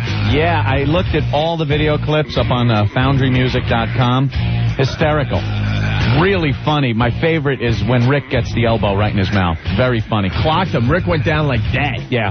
And then my second favorite, when they're just next to each other, punching at the air because, they're next to each other. Right, they can't find each other. They can't find each other because they're blind. Well, last we left Blind Dave and Blind Matt, Dave was very injured. We found out Dave was very injured. Yeah, after the blind boxing, he was telling us how his ribs really, really hurt. Mm-hmm. I'm not going to lie. I thought he was kind of faking. I didn't think he was faking. I saw him take some really big shots to the ribs, but I thought, just like if you were in a fight and got hit in the ribs, it hurts. Yeah, I thought it was a little sore and stuff, whatever. Right. Turns out, Dave called us, I think it was Friday, and he told us that he cracked 4 ribs because of blind boxing. Cracked 4 ribs, bruised his spleen, bruised a kidney. Right. And we were kind of like, whoa. Sorry. And the doctor was a little scared that his spleen might rupture. And he would die. Well, since he's on the phone, I guess he's not dead. Thank God. Blind Dave. Hey, what's up? Hey, man. What's up, man? No, I'm still here, man. Give us a little medical update on Blind Dave. Besides, the blind thing. Well, to save you some embarrassment there, Anthony, at least when you when you urinate, you don't have to have someone go look at the bowl to make sure there's no blood in it. Oh, no. Did you have to do that? Yeah, they said, to check, they go keep an eye out for that. I said, well, I can't see it. And they said, well, you got to have someone look. Has anybody, Hold on. Because this is going to piss off Anthony. What? Oh. What? Yes, he's going to be pissed. Where? It was the heat of the moment. It was the goo. Hey, Ant, go to WNEW.com. No, I want to just see your reaction. Don't even look. Oh, no. What? Rick's doing a little bit for you. I hate when Rick does bits. Because, of course, you wanted to show everyone that the Olsen twins picture is not above your desk, right? Right. And what is above your desk? The Planet of the Apes picture. Right. Right now, there's the Olsen twins poster. Oh, Rick, I get it. What you did, Rick, was take the Mary-Kate and Ashley poster and put it over my desk. Oh, Rick. You're going to help the guy out. Because now people are going to have that picture saved. It's not like you could change the office back. It's there now. Great. Good. Thank you, Rick. Ho-ho. Ho-ho, Rick. Let me give you a wacky horn. Wait. Ho-ho. Wacky Zanerific. Rick's being kooky. You go to WNEW.com. I hope you didn't wreck the Planet of the Apes poster. No, it's underneath it directly. Great. Good. All right, can we go back to Blind Dave? Hello? Hey, Dave. Yeah, don't feel so bad, Anthony. All right, sorry about that. So you were saying? Nah, just you gotta, keep an eye out for blood in the pee there and whatnot. And what happened? I'm all right so far, it seems. There's no blood in your urine at this point? Nah, well, when I take the Vicodin, I feel pretty. That's what they gave me, but... That's the drug of choice in Hollywood, bro. Yeah, that's the one they're all getting hooked on. You're living the high life now. Yeah, but they only gave me like 20 pills of prescription, and I'm running low. Is that putting a word out or something? Yeah, when it wears off, then you realize you're very injured. So what still hurts? What's your, did you go for a follow-up visit? What happened? No, I've been debating on it. I don't know. The bruise is going away? Can you breathe? Yeah, it's kind of hard to get a good drag off a cigarette. And you love your smokes. Oh, my God, That's the only time it hurts is when you breathe in, Right. You don't hate us, do you, Dave? Hell no, man. Oh, and for all the idiots out there who keep going, would you worth it? Would you worth it? I'll let you know when and if I get my lap dance. Oh, you're getting it. No, you're going to get the ultimate lap dance. We're going to set that up as soon as the ribs heal. All right, Because there's going to be a lot of touching and moving around going on. Well, how else do you give a blind guy a lap dance? The girl's going to be all over you. Yeah, I was thinking that. I was like, well, what the hell good is that going to do? Hey, Dave, how many girls could you handle? As many as you want to give me. Well, it would be kind of cool to have 10 or 12 girls all over you, but maybe you want to just focus on 2 or 3, you know what I'm saying? So you can really take it in. Well, whatever you can do will be much appreciated. Well, as soon as your ribs heal, you tell us, and we're going to set that up. Without a doubt, all right? Yeah, I'll probably be feeling all right in a week or so, man. Dave, the clips on FoundryMusic.com, I know you can't see them, are getting rave reviews. Yeah. Some of the best stuff we've ever put on a website. Getting downloaded a couple thousand times each, I believe, at this point. Hey, did you ever hear from Matt? Blind Matt called Rick and said he was okay, but we haven't got him on the air since the fight. Yeah, I've been trying to get him on. Keep missing his calls. Right. Yeah. Are you guys talking? I haven't talked to him. I don't know where the hell he lives. I thought you guys exchanged some numbers or something. I don't remember. You know. And Anthony, at least your mom was supportive. You know, all I had to hear was, "Look at you now, laying there with your cracked ribs, Mr. Boxer Boy." Oh, really? Your mom was mad? Who's laughing now, funny man? Isn't that great? You still got to deal with like your mom. Jesus, man. Yeah. All right. But, hey, man, it was definitely worth it, man. And you couldn't go see your girlfriend in Massachusetts? No, she broke her foot the same day, man. She's on the Vicodin, too. Maybe you can trade. Yeah, I'm probably going to go in like a week. That's what I was wondering, maybe sometime in like a week if I could maybe get that lap dance. Yeah, you'll get that. You tell us when and we'll set it up. Give the ribs a couple more days and then we'll check in with you. All right, man. Hey, I really appreciate it, man. All right, no Dave. problem. I had a lot of fun, man. Right on. All right, thanks. All right, there he goes, Blind Dave. Blind Dave nursing his wounds. Nursing his 4 cracked ribs, bruised spleen, and he also said he had a bruised kidney. Bruised kidney. Chris from San Jose, what's up? Hi, guys. Hey. Checking you out for the first time today. All right. We're just kind of hanging today. Cool. Yeah, you guys haven't started airing here yet, but I'm listening over this online thing I found on one of your boards. Yeah. And I'm trying to figure out, you guys are 4 hours in New York? Yes. Yeah. How come you're only 3 out here? 3? They're only going to air the show 3 hours? Noon to 3 is what their webpage is saying. That might be a mistake. Why? What's it saying? What hours? Well, you guys are on noon to 3. They got some Consumer Reports thing on before you, and then there's this... Hold on. Wait. Oh, sorry. That's all right. They dumped out. So, wait, we have a consumer show on before us in San Francisco? Some kind of consumer show that's on from 10 to 12. All right. You guys are on from 12 to 3, and then from 3 to 7 is another show. Is Lycus?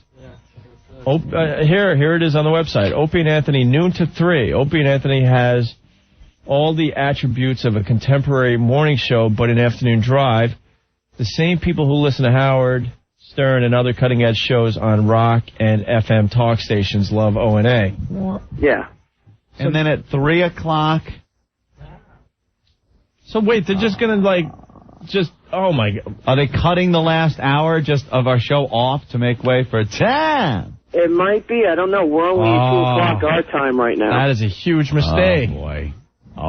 The best hour of the show is usually the 6 o'clock hour. That's when we get all drunk. The last hour. Is that what it is out there now? About 6? No, 5, it's 6? only 5:15 here. 5, yeah. Because we're only in the 2 o'clock hour here, so I'm trying to catch up between what's airing here and what's on the computer, but you're only getting 3 hours. All right, you know what you're going to have to do? You're going to have to call us up when it gets to be 3 o'clock your time. Okay. And let us know if we're still on the air or what's going on. Yeah, let us know how the show ended today. That'll be interesting. Okay, I'll let you guys know. I'll tape it for you. Oh, he'll have to tape it and call us tomorrow. Call. Oh, it's so confusing, this syndication thing. Chris, Whip 'em Out Wednesday has made it to San Jose and San Francisco. Mm-hmm. Yes. By the guys that came up with it, not Lamont and Tonelli, who have been making believe it's theirs for the last year and a half. I know, and that's sad. Well, we heard there was some, when we heard this WOW thing, there was some show in Vegas when I was out there last time that was doing this. Well, everyone's loving it. Well, the guys in Vegas have at least emailed us and told us that, they got it from us, they love the idea, and they're doing it. But other shows like Lamont and Tonelli out there in San Jose made believe it was theirs. They try to take credit for the time the girl wowed on the Today Show. Yeah, that was pretty pathetic. Kind of embarrassing. Well, don't feel too bad about this station because it plays country and NASCAR on the weekends. What, the station we're on in San Francisco? Yeah. They do country, NASCAR. I think I heard a farm report one time. Nice. And a consumer report right before us? Yeah. Yeah. And you got a consumer thing before you, and then you have Imus in the morning, and then it's talk all the rest of the week. And then a guy we absolutely despise after us. Where they don't even air the last hour of our show so they can start up his show. Great. All right, we're going to have fun out there in San Francisco. Well, I'll call you tomorrow and let you know what they do out here. All right, thank you. Thanks a lot, guys. Bye. I hate anything with a vagina, Bob, on a car phone. Artie. Yeah, hey, guys, listen, I was just in Dallas, and they only have 3 hours, too, even though it's late at night. What? Yeah. We got to get to the bottom of this. What? Well, they had who's the guy, Tom Likas. They don't want to miss that magic. He's on before you. Right. And then there was just like two, like a man and a woman, like a Howard and Robin kind of thing after you. And they were talking about you, comparing you to Howard and this and this. Right. I mean, there's all kinds of wacky shows on that station. They got like legal advice for people who get like busted for fighting in bars and carrying too many guns in public places. Oh man. But they only ran the first 3 hours. They only run the first 3 hours of our show in Dallas? Yeah, and wait, what's that? Yeah, 11 o'clock at night? It ended at like 1 or 2 o'clock in the morning. Well, it goes from 10 to 2, it's supposed to. Well, it ended at 1. We'll try to get to the bottom of that one, too. All right, guys. Thank you. Bye. Does it list when we're on in Dallas on the website? Here we go. Opie and Anthony, 10 to 2, so I don't know if that guy, what he's smoking. I have been vindicated, by the way, at least with the stupid photo thing that Rick printed. If you go to the WNEW website, there is a little section that says Opie and Anthony's office. And then you look at picture number 1, a corner of O&A's office. You will see the door, the Jaeger machine, the refrigerator, and behind the foosball table, the same Mary-Kate and Ashley poster that Rick decided to put above my desk. Mr. Funny Man. Jackass. Melissa. Hey, O&A. Hey, Melissa. You guys have, the worst fans in New Jersey. Well, I don't think so. I was up and down the Garden State Parkway all weekend. Yeah. I saw 3 WOW stickers. One of them happens to be on my vehicle. Okay. What's up with that? You guys are always out there. I think you should come to Westchester and do a roast show up here, because Westchester, you have so many fans up here. Yeah, we're going to get up there eventually. Because I was in a funeral procession on Friday. There was 3 WOW stickers in it. Well, did you wow? I thought it was a little inappropriate. It was my own aunt's funeral, so. Oh. But, I mean, I only got to wow 2 people the whole weekend. I was a little disappointed about that. Well, you made 2 guys very happy. Yeah, definitely. Yeah. One of them I wasn't even in a car. I happened to be walking by a house in Seaside Heights, and they had an O&A sticker in the window. So I went up to the window, knocked on it, and wowed the guys. As far as this wow thing goes, I don't understand why at this point you wouldn't just put, wow on the back of your car to see what happens. Because we hear from you ladies every day that you're willing to wow, you're looking for wow stickers, and you're going to do it if you see it. Exactly. If I was a listener to the show, I'd be like, what the hell? I'm just going to put it on my car and drive around, and maybe I'll get lucky. Yeah, I mean, what's the big deal? Even if you put one up, you don't want to ruin your car. My God. So put one up that you could take down. All right, Melissa. Well, thanks for helping us out with that. All right, I love you guys. All right, bye. Shut up and show your fun bags. That's right. Emma. Hi. Oh, this is one-legged Emma. Yes, it is one-legged Emma. How are you? I'm good. How are you guys? If you remember from her story, while she was having sex once, she got so sweaty her leg popped off. I can't get that image out of my head. Yeah, that definitely happened. But at least the guy knew you had one leg, right? Yeah. Well, it happened a couple the hell times. out of you. Imagine the surprise. Oh. No, it was it kind of ruined the moment, but what can you do? Yeah, so what's going on? I wanted to know when I was going to get to come in and box. You want to do the one-legged boxing? Yeah, man. Well, I've been waiting. We got to find another girl with one leg. All right. As soon as we can find that, certainly we'll do it. It'll be part of our cripple bouts. Yeah, I'm excited. All right. So, give me a call. If there's any one-legged, ladies out there, give us a call. Emma wants to fight you. I do. All right. I'm ready. All right, cool. All right. Bye. Bye. West Coast Dave is checking in on the San Francisco situation, Anthony. Doing a little research. And West Coast Dave is back on the line. Dave! What's up, guys? Hey. Called the station. You guys are on from 3 till 4. So apparently the website is wrong. You mean from 12 From noon to 4, yeah. All right. Yeah, all right. So, that makes more sense. Yeah. The website is saying 12 to 3, though. Yeah. It's 12 to 4. Yeah, call Frisco and see what they're saying. Thanks, Dave. All right, later, guys. All right. This guy has been on hold for 2 hours. He must have something really good for the show. All right, 2 hours. Mike. What's up, guys? Hey. Oh, my God. You've been on hold for 2 hours. Yeah, it's not the first time you guys did it to me. Why didn't you give up? You guys are the best. I've been a listener for the past 2.5 years. Nice. All right, Mike, so you've waited 2 hours. This has got to be good. What do you got for the show? Right, well, I got a couple things. First off, I don't know if you guys heard about the G3 tour. with the, Satriani and Vi and the new guy Petrucci from the band Dream Theater. Unbelievable show. You guys should have gone. And second thing, you guys been watching that WWF Tough Enough?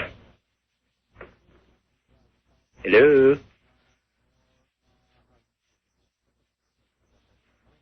Now you're going to be dicks like that? Heard about the G3 tour? Oh, he's going to listen. He turns himself up. Yeah. Wait a minute, let me listen. Hey, Mike. Yeah. Do you honestly think people care about the G3 tour? Well, I know there's fans, and I know there's people that went, but... You guys don't care at all? Not G3? Really, not really. I thought, Anthony, especially being a musician. I've seen those guys in concert, and yeah, they put on a good show, but I don't know, man. Yeah. All right. And Tough Enough on MTV, very good show. Yes, yeah. I do enjoy that. Personally, I don't think anybody's going to make it. No, it's not looking that way. They're beating the crap out of them. All right, guys. All right, Mike, thank you. Okay. 2 hours for that. 2 hours. Jordan, the teen pimp from Friday. We're trying to get the teen car wash together. Jordan! What's up, guys? Hey. I want to let you know, as soon as I left, my phone blew up. 16 more girls signed up. Where are you getting these girls from? Yeah. I told you, I have my ways. And also, I want to offer Anthony refuge at the Twattage, because we got him young there. You're a tool. Well, we got your information, right? Yeah. We're still looking for a place for the teen car wash. Did you watch the Bukkake yet? No, we have not. No, we haven't seen that yet. You haven't lived. Thank you, Jordan. All right, call me back. All right, bye. Bye. I don't even want to watch that. Man. All right, we'll get into some other stuff. Yeah. Finally. I guess Joel Stein's not going to call us. It's too bad. Good. That's too bad. He doesn't call, though, today. I don't even want to talk to him ever again. That's it. Ooh. He can call tomorrow. That's it. Man. You think he cares? No. It's out there now. Oh, man. He had an agenda. He wrote his article. He doesn't give a flying crap. Yeah, another. If you never talk to him again. One more goddamn quote. Oh, well. What? What's wrong? What? Whoever's playing with the Benoit balls on air, the noise coming through the radio is driving me nuts. Turn it off, turn it off. Yeah, that's this. That's Opie squeezing his Poland spring bottle, which, yeah, that's got to really be bad. I'm very fidgety. I apologize. I move the mic around. I do this with my foot. Yeah, they're always kicking things or picking at stuff. How about this one you hear in the background? Yeah, that's just Opie pressing a button that isn't doing anything over and over again. And then I do this. And you start a spot accidentally. And then I do this. It's almost God, this is torture. What, Rick? Line 12. Oh, operations director. Hey, Brian. Yeah. What's going on? You're the guy from San Francisco, right? That's it. Right on. Well, we're getting reports that you guys are only airing 3 hours of the show. No, all 4 hours. Yeah, we thought that would be a little silly. Yeah. 4 hours live. Live. Very good. So thank you for, I don't know, getting the show in San Francisco. Yeah. Hey, our pleasure. I've heard a lot of good things about you guys, and you're already lighting up the phones today. Oh, really? They're going, hey, where's G. Gordon Liddy? Right. Exactly. Well, you'll get that for a while. We're replacing G. Gordon Liddy? Yep. Oh, man, these people are going to be in shock in San Francisco.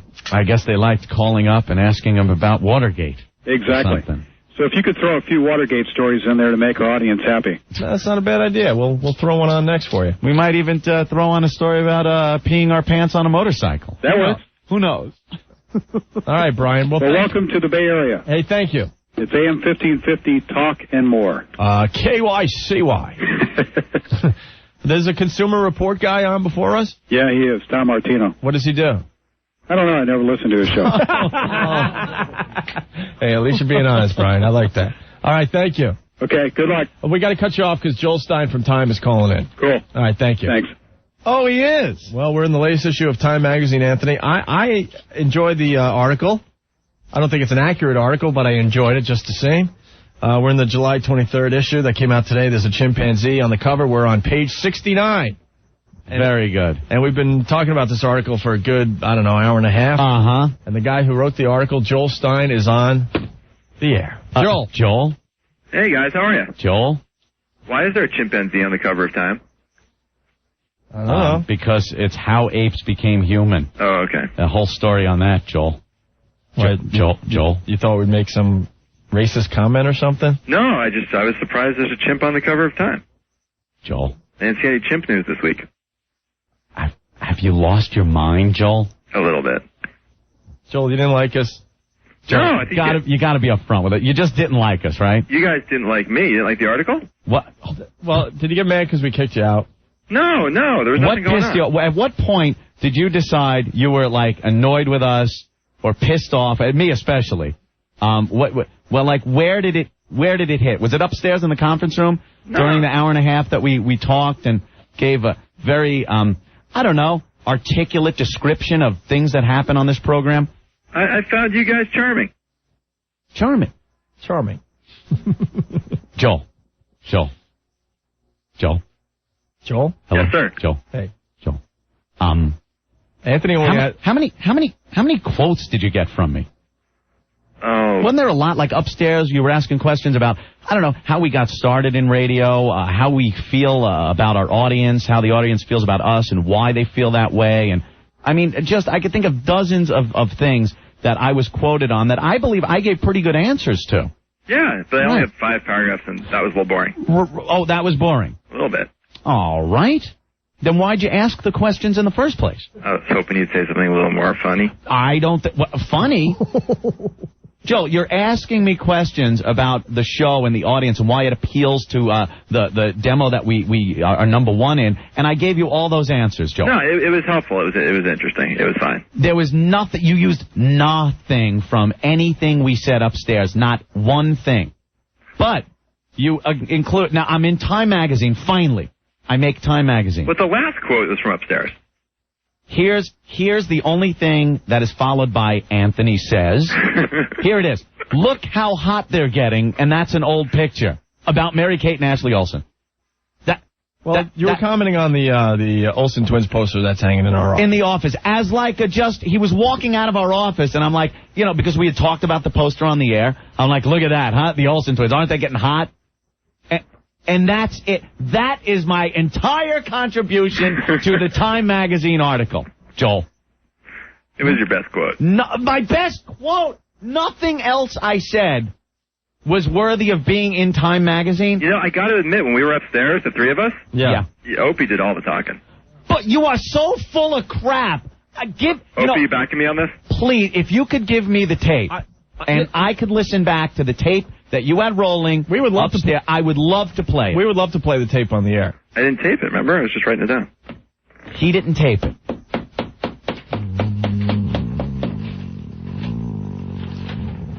But you are a quiet guy off the air. You are so full of crap. I swear to God, Oh, my God. Opie needs the alpha dog in that relationship between the two of you. What's an alpha dog? No, as far as maybe handling a lot of the phone calls we get, as far as, a business and stuff like that, yeah, Opie takes the lead on that. Sure. Joel, honestly, I thought we talked about the same up there. Really? No. On the air, Anthony comes to life, but, when you guys were sitting there, he's just kind of quiet. Oh, my God. But that's all you got out of him? Yeah, he didn't say that much. I'll show you my notebooks. It's like Opie. Maybe you're just infatuated with Opie. What can I say? I don't know, because you know something? I was answering everything. I was right out there. You were like, saying Opie's right. Opie's right? You're so full of... suck me, man, because I swear to God, Opie's right. Maybe you're just conserving your energy for the show or something. But... Hey. Do you know which one's Opie and which one's Anthony? Did you figure that out? Anthony's the quiet one. Because I sure as crap hope maybe you tune into the Fox thing. I'd be happy to. Where I was talking. You were talking. I know I was talking upstairs. Holy God. I'm sure when the camera's on, I'm sure if I had a tape recorder, you would have come alive. Hey, Joel, you're not trying to split us up, are you? No, why? You can't split you two up, can you? No. He just happens to be a little more quiet. Quiet. I was quiet? You were charming. You were nice. Stop it. In fact, I'd say you were nicer than Opie, but you were just a little quiet. Oh, that's true. Joel, are you doing a bit right now? No, I swear. I went through my notes. I was like, all I got is him calling Ashley a goer. Yeah, that's it. I must say, we've done a lot of interviews lately, and we both talk a lot. Get another guy get the Rolling Stone guy on the phone. I want to talk to him. I want to talk to who the quieter one is. Okay, good. Do that. I want to talk because I think you were on some kind of drugs. You had to be on some kind of narcotics and not really know maybe who was talking at what time or something. Because I swear to God, I was yapping like a friggin' idiot. No, I know which one's which. Opie is the blonde one with the good skin. No, I know. Oh, okay, there you go. He's being a dick. Oh, my God. Joel, what's your problem? You weren't. You might not have been paying attention. Joel. Yeah. It sounds like you don't like us. No, I had a great time. Was the article really that uncomplimentary? You just wanted more Anthony? Well, he didn't like me. Now you're like trashing Anthony. I didn't like. No, he just didn't like me for some reason. That's fine. I liked you better. You were just quieter. No, I'm not even agreeing with that. He doesn't like me because I told him he had to get out of the studio. Yeah. But Joel, I mean, do you like us? Do you like the show? Because I thought going into this, you said you were kind of a fan of the show. I do. I think I called you guys clever. I said you did some funny stuff. Yeah, but you didn't really. No? You didn't really go into that in the article. You quickly said Well, it was 4 or 5 paragraphs long. It's a page. One quote. Look how hot they're getting. That's it. No, I said you guys were funny. Come on, you didn't expect that kind of treatment for time. You expected us to say that you were like dirty and gross, didn't you? Well, at least how about when we were talking about the show? I think what Ant's getting at, Joel, the article. I know what Anthony's getting at. He wanted more quotes in the piece. No. The article started off kind of funny. You know, you explained the frat atmosphere, and you talked about the Olsen twins poster. Which, you know what, we have senses of humor. We thought, oh wow, that's kind of funny and a good way to start the article. But then I think what's getting Anthony is that there's nothing else that he said. What if you weren't? What if we said that you couldn't have even hung out on the show or in the office, and all you had was what we said up in the. I would have used it, but it would have been a less interesting article. Oh, really? And it would have been all Opie quotes. All right. Well, you know something? I don't even have a problem with that. The problem is the only quote you choose is a little off comment thing I said in the office for fun. It was funny. And then there's nothing else in there. And you were asking all kinds of questions about everything. And we answered them, and I thought, gee, silly me. It was interesting, but oh well. No, I was hoping you guys would like the article. It sucks ass, Joel. It just sucks. I'm pretty happy that we're in Time Magazine. Opie seems to like the article a lot. No, I'm happy that we're in Time Magazine. Okay. Oh, I love the fact that we're in Time. The picture's a little wacky. Yeah, what were you guys doing? That was your photographer. That's, one of the Times photographers. He really didn't know what he wanted to do, and so we were joking with him, saying, hey, we'll do something behind this glass window. You look like Sandy Duncan and Peter Pan. Joel. No? I don't look like Sandy Duncan. Sandy Duncan has one eye. Are you doing like a funny thing? If you're going to try to be funny, but that's stupid. Aren't you? I saw the picture once. You kind of had your arms out. They're pressed up against a glass window. Oh, my God. How does that make me look like Sandy Duncan? You had a little flying thing going, I thought. Little flying thing. Joel, you're out of your mind, man. Send some drugs to the station. Yeah. I'll try them. I want to be on your wavelength. All right. Well, I'm sorry you guys didn't like it. Okay. It was interesting. All right. Okay. The bosses hated it. Oh, is that right? Yeah. Yeah, because there's, all kidding aside, there's a lot to the show. Of course we do the TNA. Of course we get in your face and stuff, but we do a lot of other things as well. No, I talked about that, the silent treatment bit and the guy who, with the woman for the NSYNC tickets. That was about it, Marco. Come on, I listed some of your bits. And then there's words in here I've never heard before. The Jay Moore thing about the... Oh, yeah, why didn't you ask us about the full-blown AIDS song? We would have talked about that for 15 minutes. I said, if you guys ever done anything more offensive than that, and you said no, that was probably it.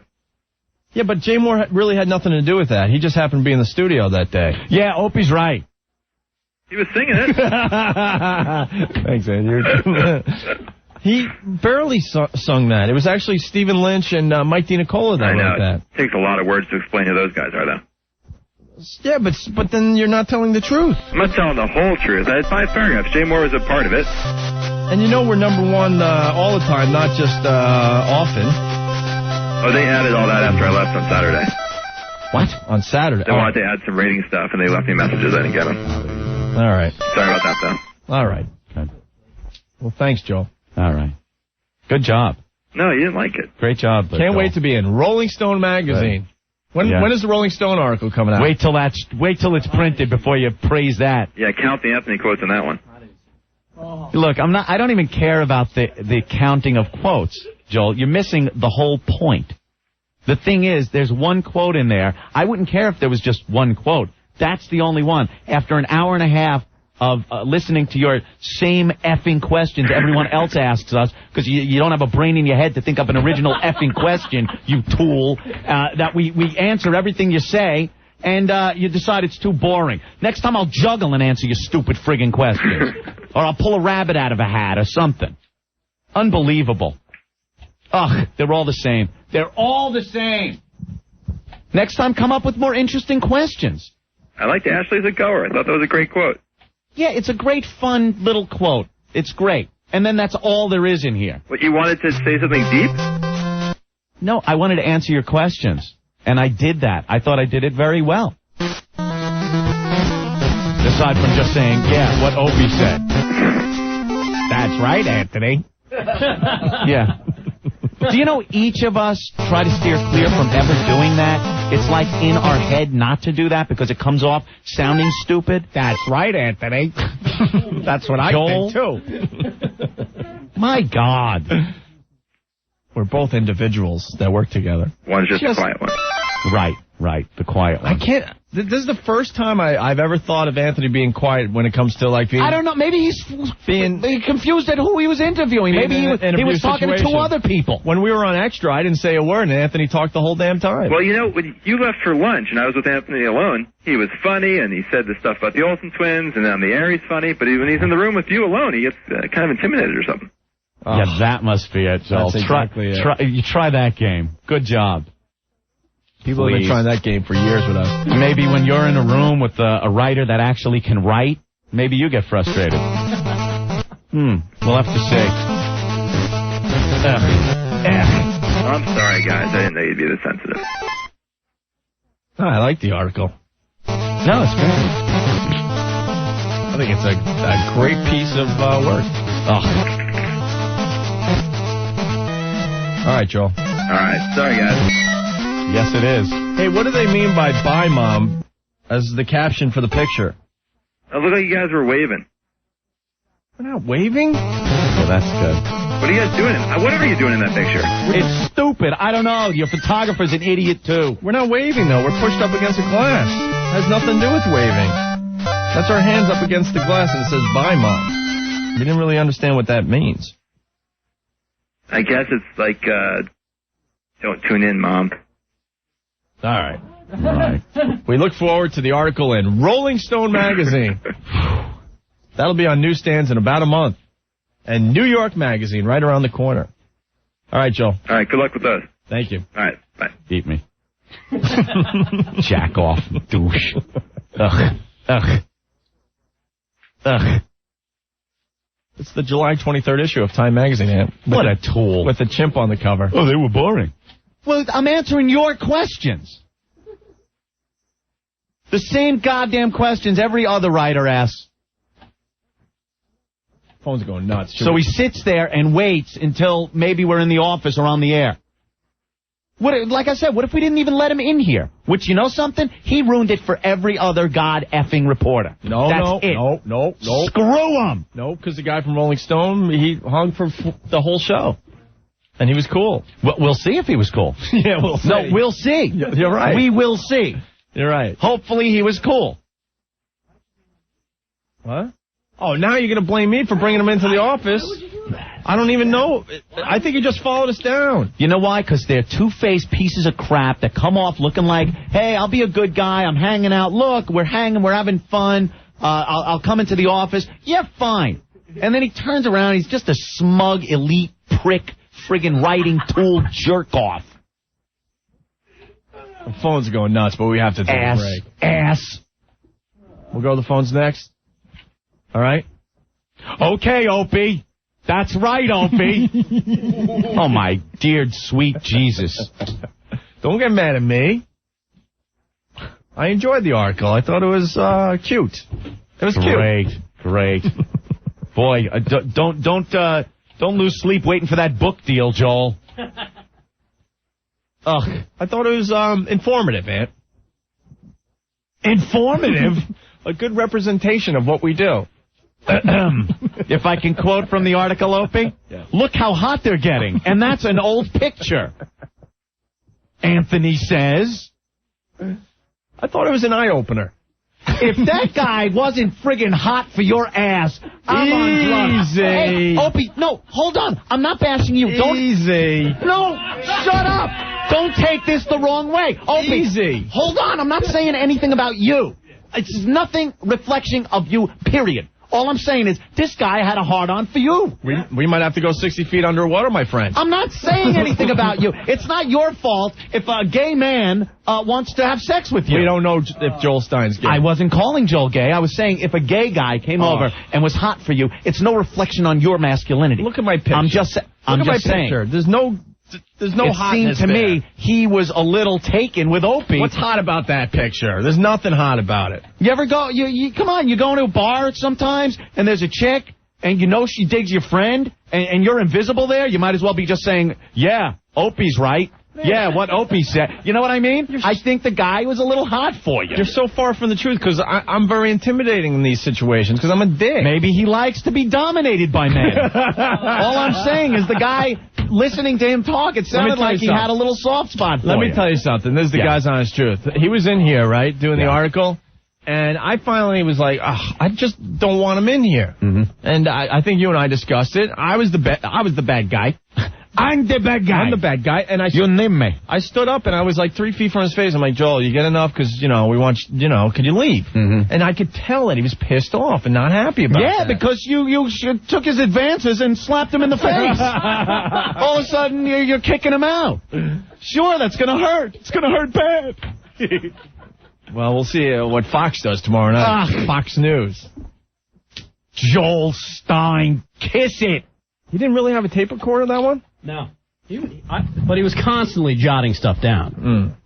I think he went through a whole little notebook. Let me write down, as his golden hair pours down.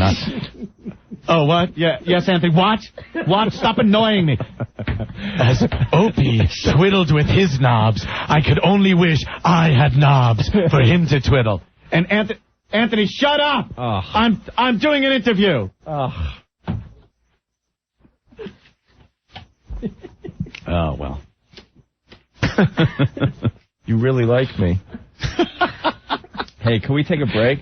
The phones have just exploded now. Yeah. This whole Time article is taking on a life of its own today. Let's go to the FU line. It never works. It never works. Wait, now it's not going to work. All right, I got to start from here. But I started Is this from the here. funniest thing? It never works. Hold on, Ben. I thought it wasn't B, it was A. It's in A. No, all right. A, B, C, D. All right, it's in A. Here's the FU line. Hey, thanks for calling, and here's the Opie and Anthony FU line. Hey, this is Cleo. I want to give a big vicious you to the in the Mercedes SUV in front of me in line at the bank. There's 2 lanes, bitch. That means pick one and commit. That doesn't mean to sit your pompous ass in the middle waiting for whichever chute to clear first and then curse me out because I go around you in line to wait. So now, along with your license plate number and the mental picture of your ugly ass prune face, I've got your banking info, which includes your home address, because you were in such a pissy rush you left your slip in the chute. You, bitch, will soon learn that hell hath no fury like a little girl off the Zoloft. Next message. Hey, this is West Coast Dave. I'd like to send a big FU out to me. I locked my f***ing keys in my apartment and had to break the f***ing window just to get back in. F me. Next message. Big FU to the stinky cam. All I want to do is see some in the studio. FU. End of message. Planet Java. Planet Java. The sampling trucks speeding up and down all over the tri-state area for months now. Have you heard of the coolest drinks to hit the street? It's called Planet Java. Planet Java, out to kick the competition's ass. At the Jersey Shore with 3 cool new flavors, Javadelic, Trimble, and Caramocha. Javadelic's the low-fat milkshake. It's a mix of milk and coffee. It's like a grown-up milkshake, and it's smooth. Caramocha is chocolate and caramel. And Trimble, bam in a bottle, puts an extra kick in your day. It's 121 milligrams of caffeine, so it gives you like a boost. Get through whatever you got to do. And it does the trick deliciously. The wildest things in town are Planet Java. Iced coffee with an attitude, available wherever Coca-Cola products are sold. If your retailer doesn't have Planet Java yet, demand they get it. We love it. Opie drinks it in the back. We've also mixed it with the Jägermeister. That's right, Anthony. I do. We mix it with the Jägermeister in the back. I do drink it. Iced coffee just got cold. Settle for nothing less. Planet Java. Opie, Anthony. Opie, Anthony. Opie, Anthony. 1027 WNEW. This is the Opie and Anthony Show. Got to start talking about something else today. We spent a lot of time in that Time article. Well, we start getting off the subject, and then something else pops in. We had to talk to that whole wipe. Joel. Douchebag. Blind Matt wants in really fast. He was in blind boxing last week with Blind Dave. Matt. What's up, guys? Yo, Anthony, don't feel so bad. I think the Olsen twins are hot, too. No, you don't even know what they look like, Blind Matt. Well, what can you do? You got a 617 train to catch? I'd like to. I'm about 7 minutes away from the station, so I got about 5 minutes here. Oh, good luck. What's going on, guys? Did you hear that you cracked 4 of Dave's ribs? Oh, I did not hear that until Rick left me a message, and he was laughing, that sick bastard. Rick was? Yeah. No, really, is that true? As far as we could tell, you cracked 4 of his ribs, bruised his spleen, and bruised his kidney. Oh, man, I can't believe it. Doctor was a little worried that the spleen might rupture. You're kidding me, right? But at this point, it looks like he's out of the woods. You're kidding me. No, we're not kidding. That's what he told us. If Dave's listening, maybe he'll call in really fast. But, yeah, that's the deal. Wow, man. Dave, I'm sorry if you're listening, dude. It was all in good fun. Everything was cool with you and your lady when you got home? Yeah, she didn't care. She didn't know nothing. I just got home and ate my dinner and chilled out, and everything was dandy. She didn't know you were brawling? She knew I was, but, you know, she knew when I left that morning. She doesn't ask me nothing. I come home from work, and it's like I didn't even go to work, you know?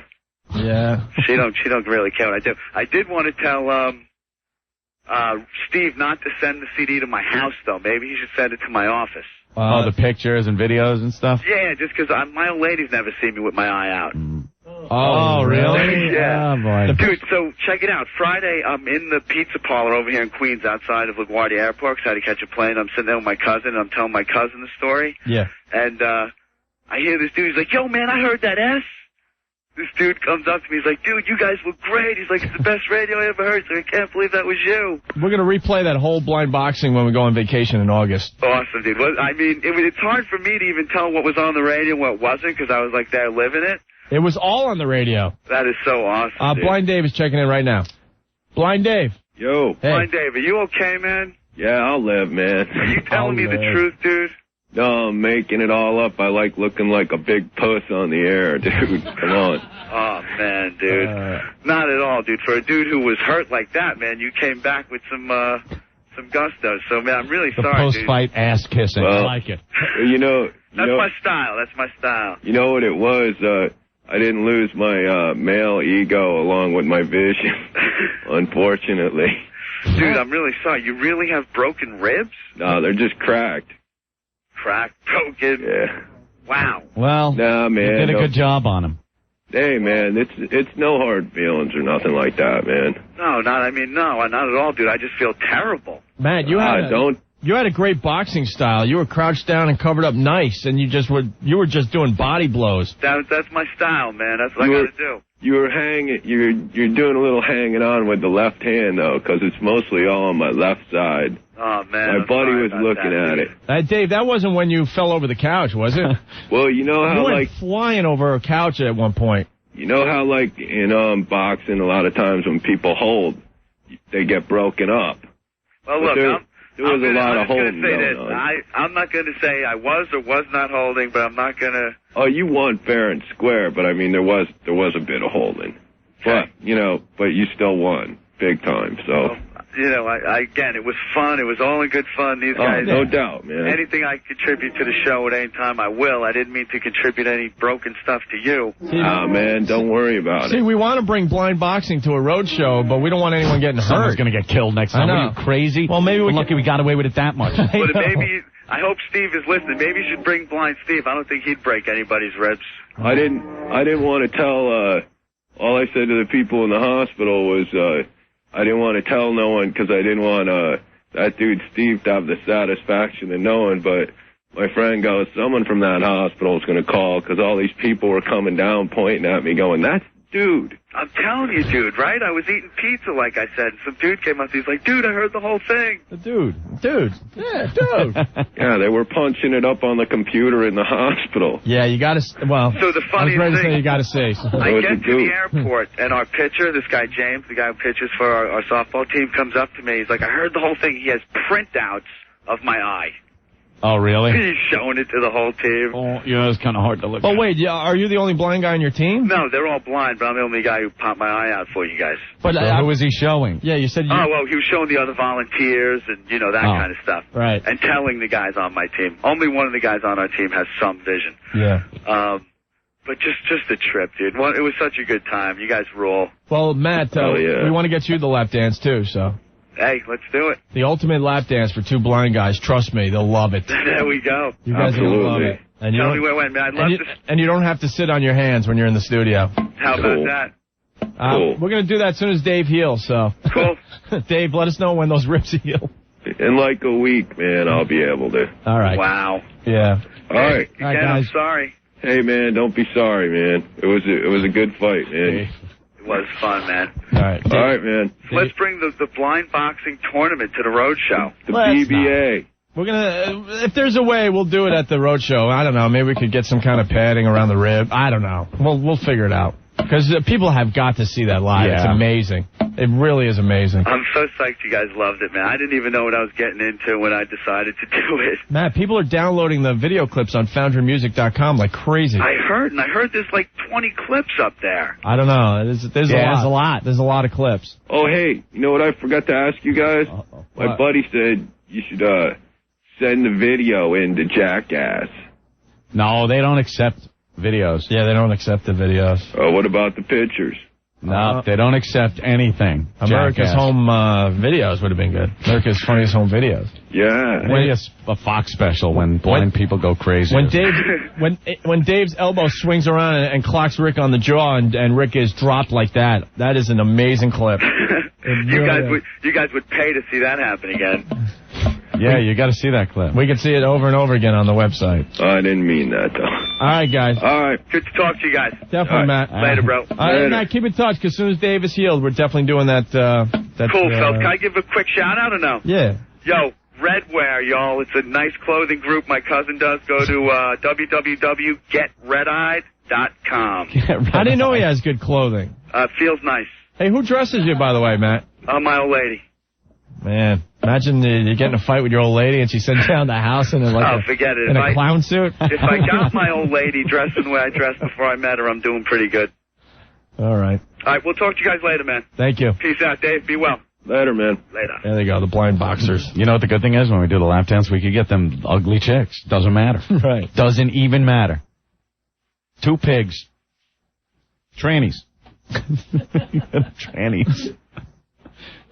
I'm touching her, and all of a sudden I'm feeling junk. Dude, I gotta tell you, my ribs were hurting. Sounds like, what's his name? Stephen Wright. Hey, we got the clips from the blind, the one-legged boxing. Yeah, those are good too, man. I don't think we've played the replays back yet, have we? No, we haven't. That guy Woody, he had the boxing style, the arms and everything, and wham. Oh, this is all part of our cripple bouts. Yeah, we got to get the wheelchair jousting going. Yeah, we're going to set that up hopefully soon. And Emma, the one-legged girl, wants to box another one-legged girl. Yeah. We're trying to set that up. We're just waiting for another girl to call in. Nice. To make that bout official. But, yeah, cripple bout started with one-legged boxing, and Woody, a workout fiend, just kicked that crap out of, I think his name was Steve? Yeah. Right, no. Steve? Woody. Jim. Woody and Jim? Jimmy. It was Jim, right? Jimmy. Okay. How many times will I forget his name?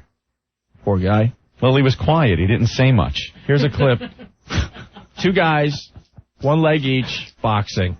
All right, I think we're ready, Anthony. All right, gentlemen, if you would take a corner. It's cripple bouts on the Opie and Anthony show. Let's get ready to rumble. All right, there's the bell. Starts the first round. They're hopping around. They're sizing each other on up. 1 leg. Wow. All right, not much going on yet. I'm taking a... Oh, okay. on. Okay, hold on. we gotta describe what happened. That was a fantastic shot. Right. Basically, what happened there, Woody just hammered him. Gave him an overhand right. Just sent him right down on the floor, and it was loud. Knocked him the F out. Here's another clip from One-Legged Boxing. All right, they're back in their corners, Woody and Jim. First one to fall 3 times. Here we go. There's the bell. Round 2. Starting off hopping. All right, nothing's going on. Oh, my God. Jim tries to get in there with these two-handed jab things he's doing. Just kind of hopping Woody's around. Really sizing him up, trying to get that good shot. Woody's like Mike Tyson. Yeah. He's just waiting for that one blow, man. Whoa! He knocks him into the chair with a roundhouse. Yeah, right. Jim is out again. There is no competition. Woody is looking for someone else to fight. Jim would do this thing. He'd take both hands and kind of like try to punch you away. I hate to say it, but like a chick would. Like a chick trying to I hate you, get away from me or something. That was the least of his problems. Woody could hop nicely up and down, and then Jim was hopping from side to side, 3 feet this way, 4 feet back to the right. It didn't matter what Jim did. Woody's just waiting, pop, punch him in the face. And one more clip from One-Legged Boxing. Are we ready for the third round? Yeah, this is the third round. If Woody knocks down Jim again, it's all over, and Woody is the One-Legged Boxing champion. There it is. Okay. Back out there, touching gloves, center ring, and here they go. Again, keeping their balance, hopping up and down, and I don't know, Jim a little more laid back this time. He was very aggressive the first couple of rounds, getting right in there. Jim throws a right hand. It missed everything. Woody. Oh, man. No. Oh, my God. Woody has put down Jim again with 2 consecutive right hands to the head. There it is. Woody is the champion. It is over. The first right hand, Jim recovered from. He spun around. He kept his balance, but then he didn't know that Woody was right behind him, followed up with a second right hand, putting Jim on the mat. That made me feel like a gyroscope. You spun around on that one. What a great job, both of you. Unbelievable. Yeah, there you have it. He was trying to straighten his headgear out. The first punch, knocked his headgear a little sideways, and he thinks he could just stand there and straighten it out. So he stops. He goes to spin it back around, and Woody just clocks him in the top of the head. I forgot how violent that was. Yeah. It was very violent.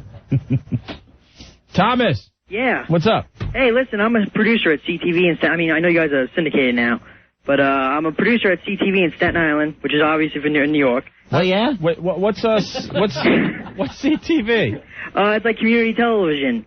Oh, yeah? Yeah, well, they syndicate... That sounds pretty cool. Yeah, well, I would be honored. Are you doing it from Mommy's basement? Yeah, like Wayne's World, man.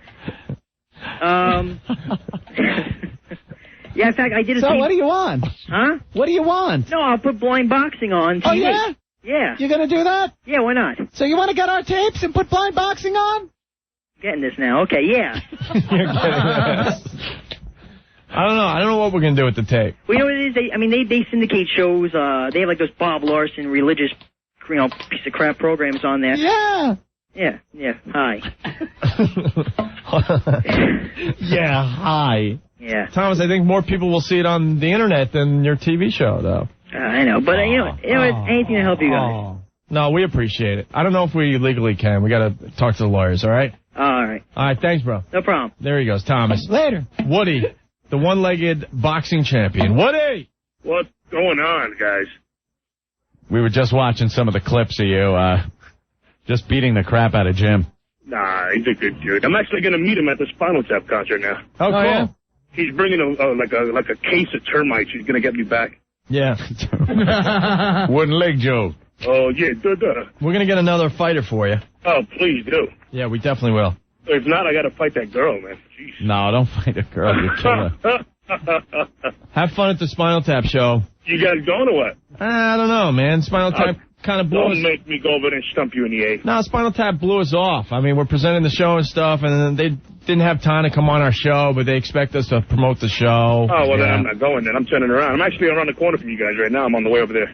So I don't know, I don't know what to do. It was supposed to be a big deal where we were going to present the Spinal Tap show, and then they were going to come in and pretty much be Spinal Tap and maybe even playing stuff, and they don't have time, and then they wanted to like tape an interview before we're on the air. They couldn't be bothered with us. How about we just sneak in, I give you the foot, and you throw it right in his face? No, they seem a little like they're really kind of getting a little too caught up in this thing. It's like, come on, you're Spinal Tap. It was a movie. You know, I like it. It's fun and everything. But just the fact that it's Spinal Tap. It's a goof band. Yeah. I'm going because I want to see them. But we were supposed to, like, present them. It was supposed to be a big deal. We were going to do something on the stage. And quite frankly, we don't want to do anything with Spinal Tap because they couldn't even be bothered to come in and hang with us. Come in and sit down, you know. We're pushing your show for a while anyway until we found out they were being dicks about it. That's nitpicking, isn't it? The tickets even say O&A presents Spinal Tap. Oh, they do? Yeah. Yeah, they do. I just, I thought I was going to go over there and see you guys and blah, blah. Ant will be there.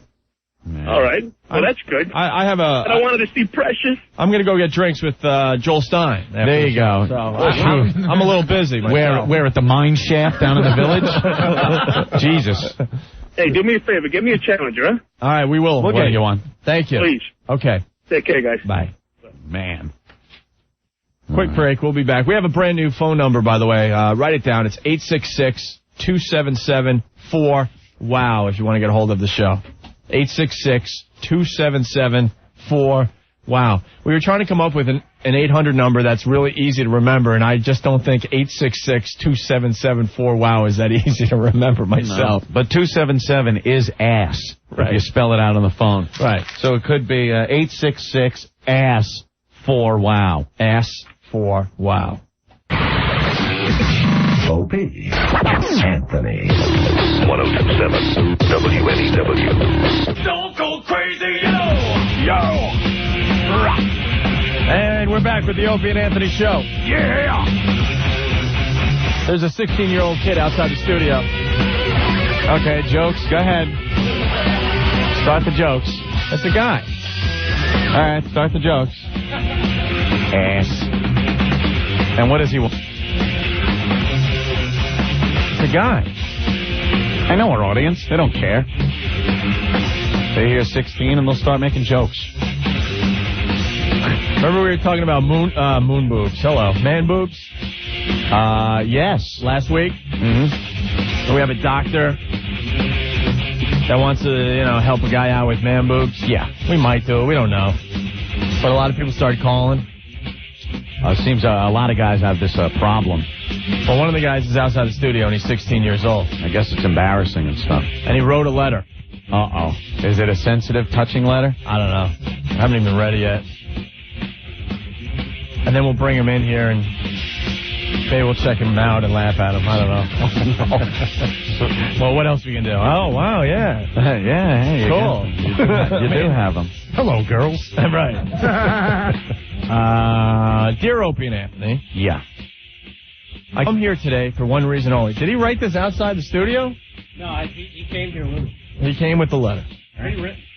I come here today for one reason only, to confess that I have a problem. Man boobs. I am only 16 and I have big, huge man boobs. It is a painful thing to deal with at my age. What's that? Oh, depressing music for the letter. Read it again. Go ahead. Dear Opie and Anthony, I come here today for one reason only, to confess that I have a problem. Man boobs.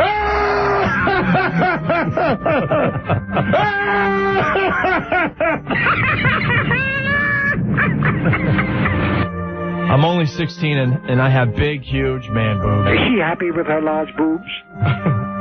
Got herself a pretty little faggot. Oh, my God. No, it is a painful thing to deal with at my age. Just like Meatloaf in Fight Club, they release moisture on hot days. Oh, my God, really? That is bad. Turn up the AC. Got milk?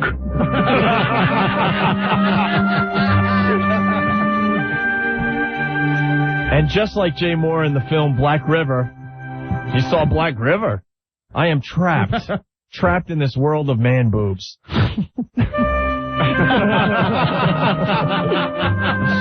With your help, fellow fans of the show, you can cast your vote on the website for me to help me become a boobless man. You're a girl. You're a little bitch. That's right, you're a bitch, and I bet you'd like to suck it, wouldn't you? My journey on this earth has been a short one so far, but with your help, you can make it a good one instead of a bad one. I find the most erotic part of a woman is the boobies. By losing my man boobs, it will be a huge step. What happened to our music? Maestro, please. By losing these man boobs, it will be a huge step to helping me lose my virginity. Uh-oh. Vote not the others who want to rid themselves of their man boobs, but buy them bras for their problem. Vote me, a 16-year-old boy with big boobs who looks like Homer Simpson. Virgin. Their lives have already been ruined. Virgin. Doesn't really make sense at the end here. My journey into manhood is just starting. Let it be an adventure without man boobs. Virgin. My God, wouldn't it be marvelous if I turned out to be a homosexual? So what's this kid's name? Doesn't even say. You want to see this guy? Well, bring him in. All right. Here he is. Dear Casey, I have man boobs. Here, Bill, give him your mic for a second there. What's your name? Joe. This letter from Joe. It reads, Dear Casey, I have man boobs. Everyone's staring at his cans. I know, isn't that awful? Like he's a chick or something. So now, you've got these man boobs. Yeah. And, you've had them for how long? A couple of years. Now what, you're a husky guy. How tall are you? Yeah. I'm about 6 foot. And you're about what? 210? Yeah, sure. Yeah. Okay. And were you ever skinny? Yeah. And you still had them when you were skinny? Not really. I had a little bit of it, but yeah. When I gained some weight, they just, they grew up. I have some good advice. Take up yoga. Yeah, why don't you bang your own boobs, man? Come on. Why don't you work out and diet and stuff? I have been dieting. Yeah? I've been running. Don't work? Well, someone's got to say this. Let's see the boobs. Well. You want to see? 6-year-old kid. This has got to. That's oh, look at the pain! Look at the pain! Look at the pain! This is awkward. He's feeling the pain he's felt for a long time. Yeah, Rachel, you ask him. No, we'll get Rachel's opinion after he, Ask him to see his man boobs. Yeah, let's. He's taking off his shirt. All right, here it goes. All right. Well, you got kind of looks like boobs. Looks like the Blind Faith album. Yeah, a little bit. Yeah, they're a little weird, man. They're like definite A cup. Yeah. I mean, it's really. That's a full A, bro. Like you could tell that it's partly because your weight, but then you could see there's a little something extra happening there. It doesn't make matters worse that Rachel's flicking them. It doesn't make matters worse that there's no hair up there.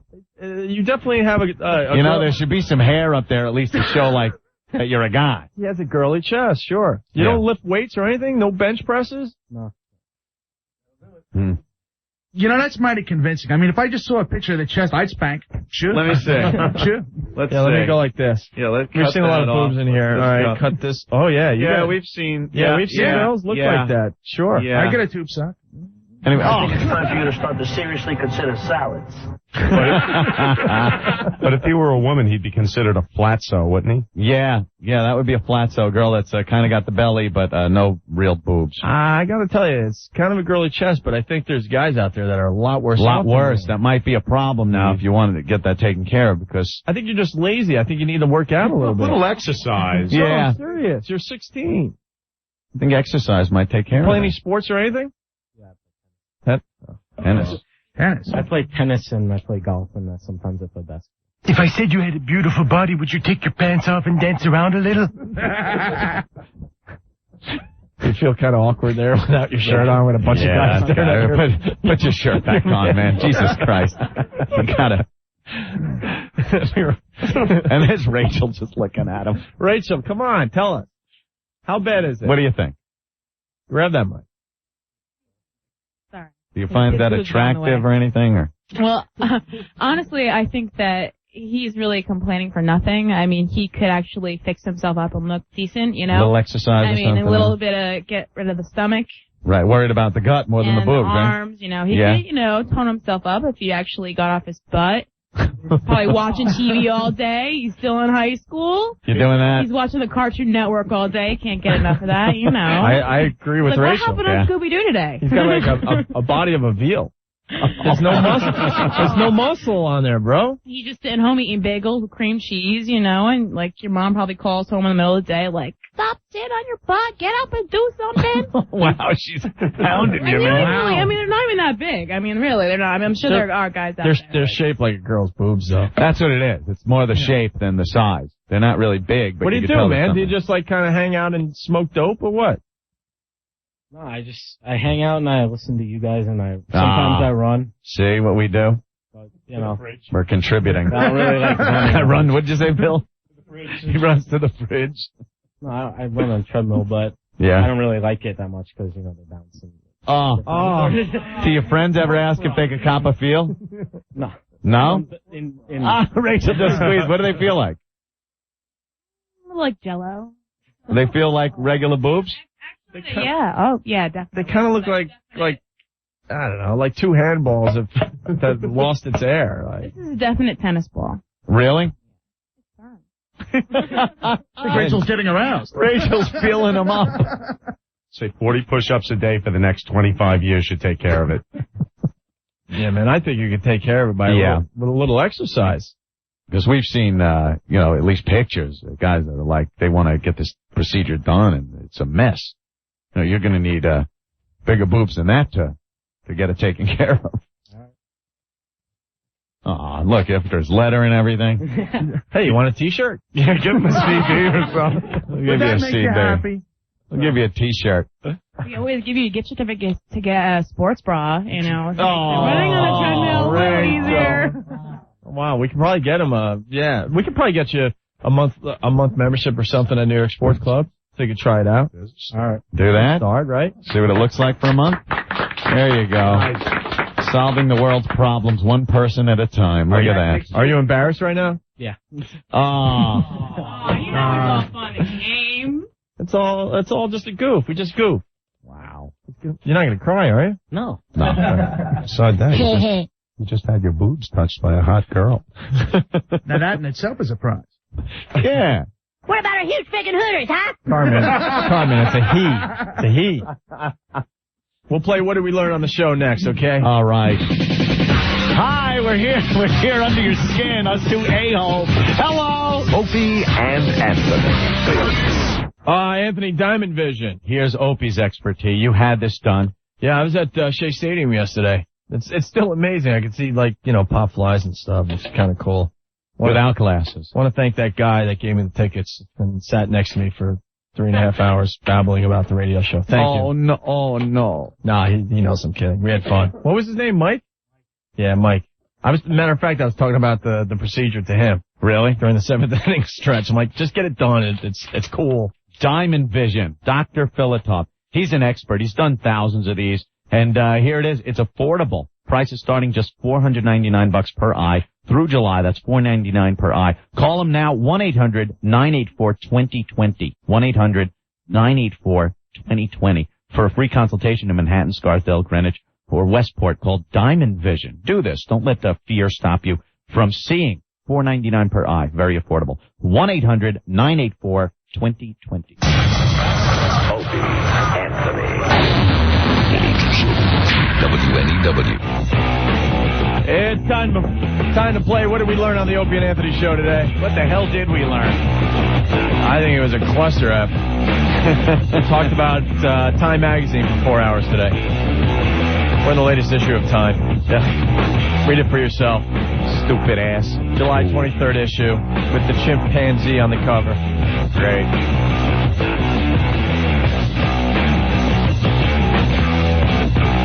Don, what's going on, man? I actually learned something on the show today. Yeah. I learned that Anthony's new favorite bit is, "Hi, Mom, I'm a pedophile." Later, kid toucher. Great. My one quote. Keith's mom, what's going on? Hey. Hey, I is haven't this talked really... to you guys in a long time. This is Keith's mom? Yeah. Yep. You having any sex in front of your kids lately? I don't think so. But I don't know. Keith's out here skateboarding, so you'd have to ask him. Yeah. But I don't think so. All right. We He had the greatest line. What did Keith say? He walked in on his mother and his father and his father having sex once, and it looked like two pigs fighting over a milk dud. I know. And I was like, where'd you ever get that line? Because I didn't understand why.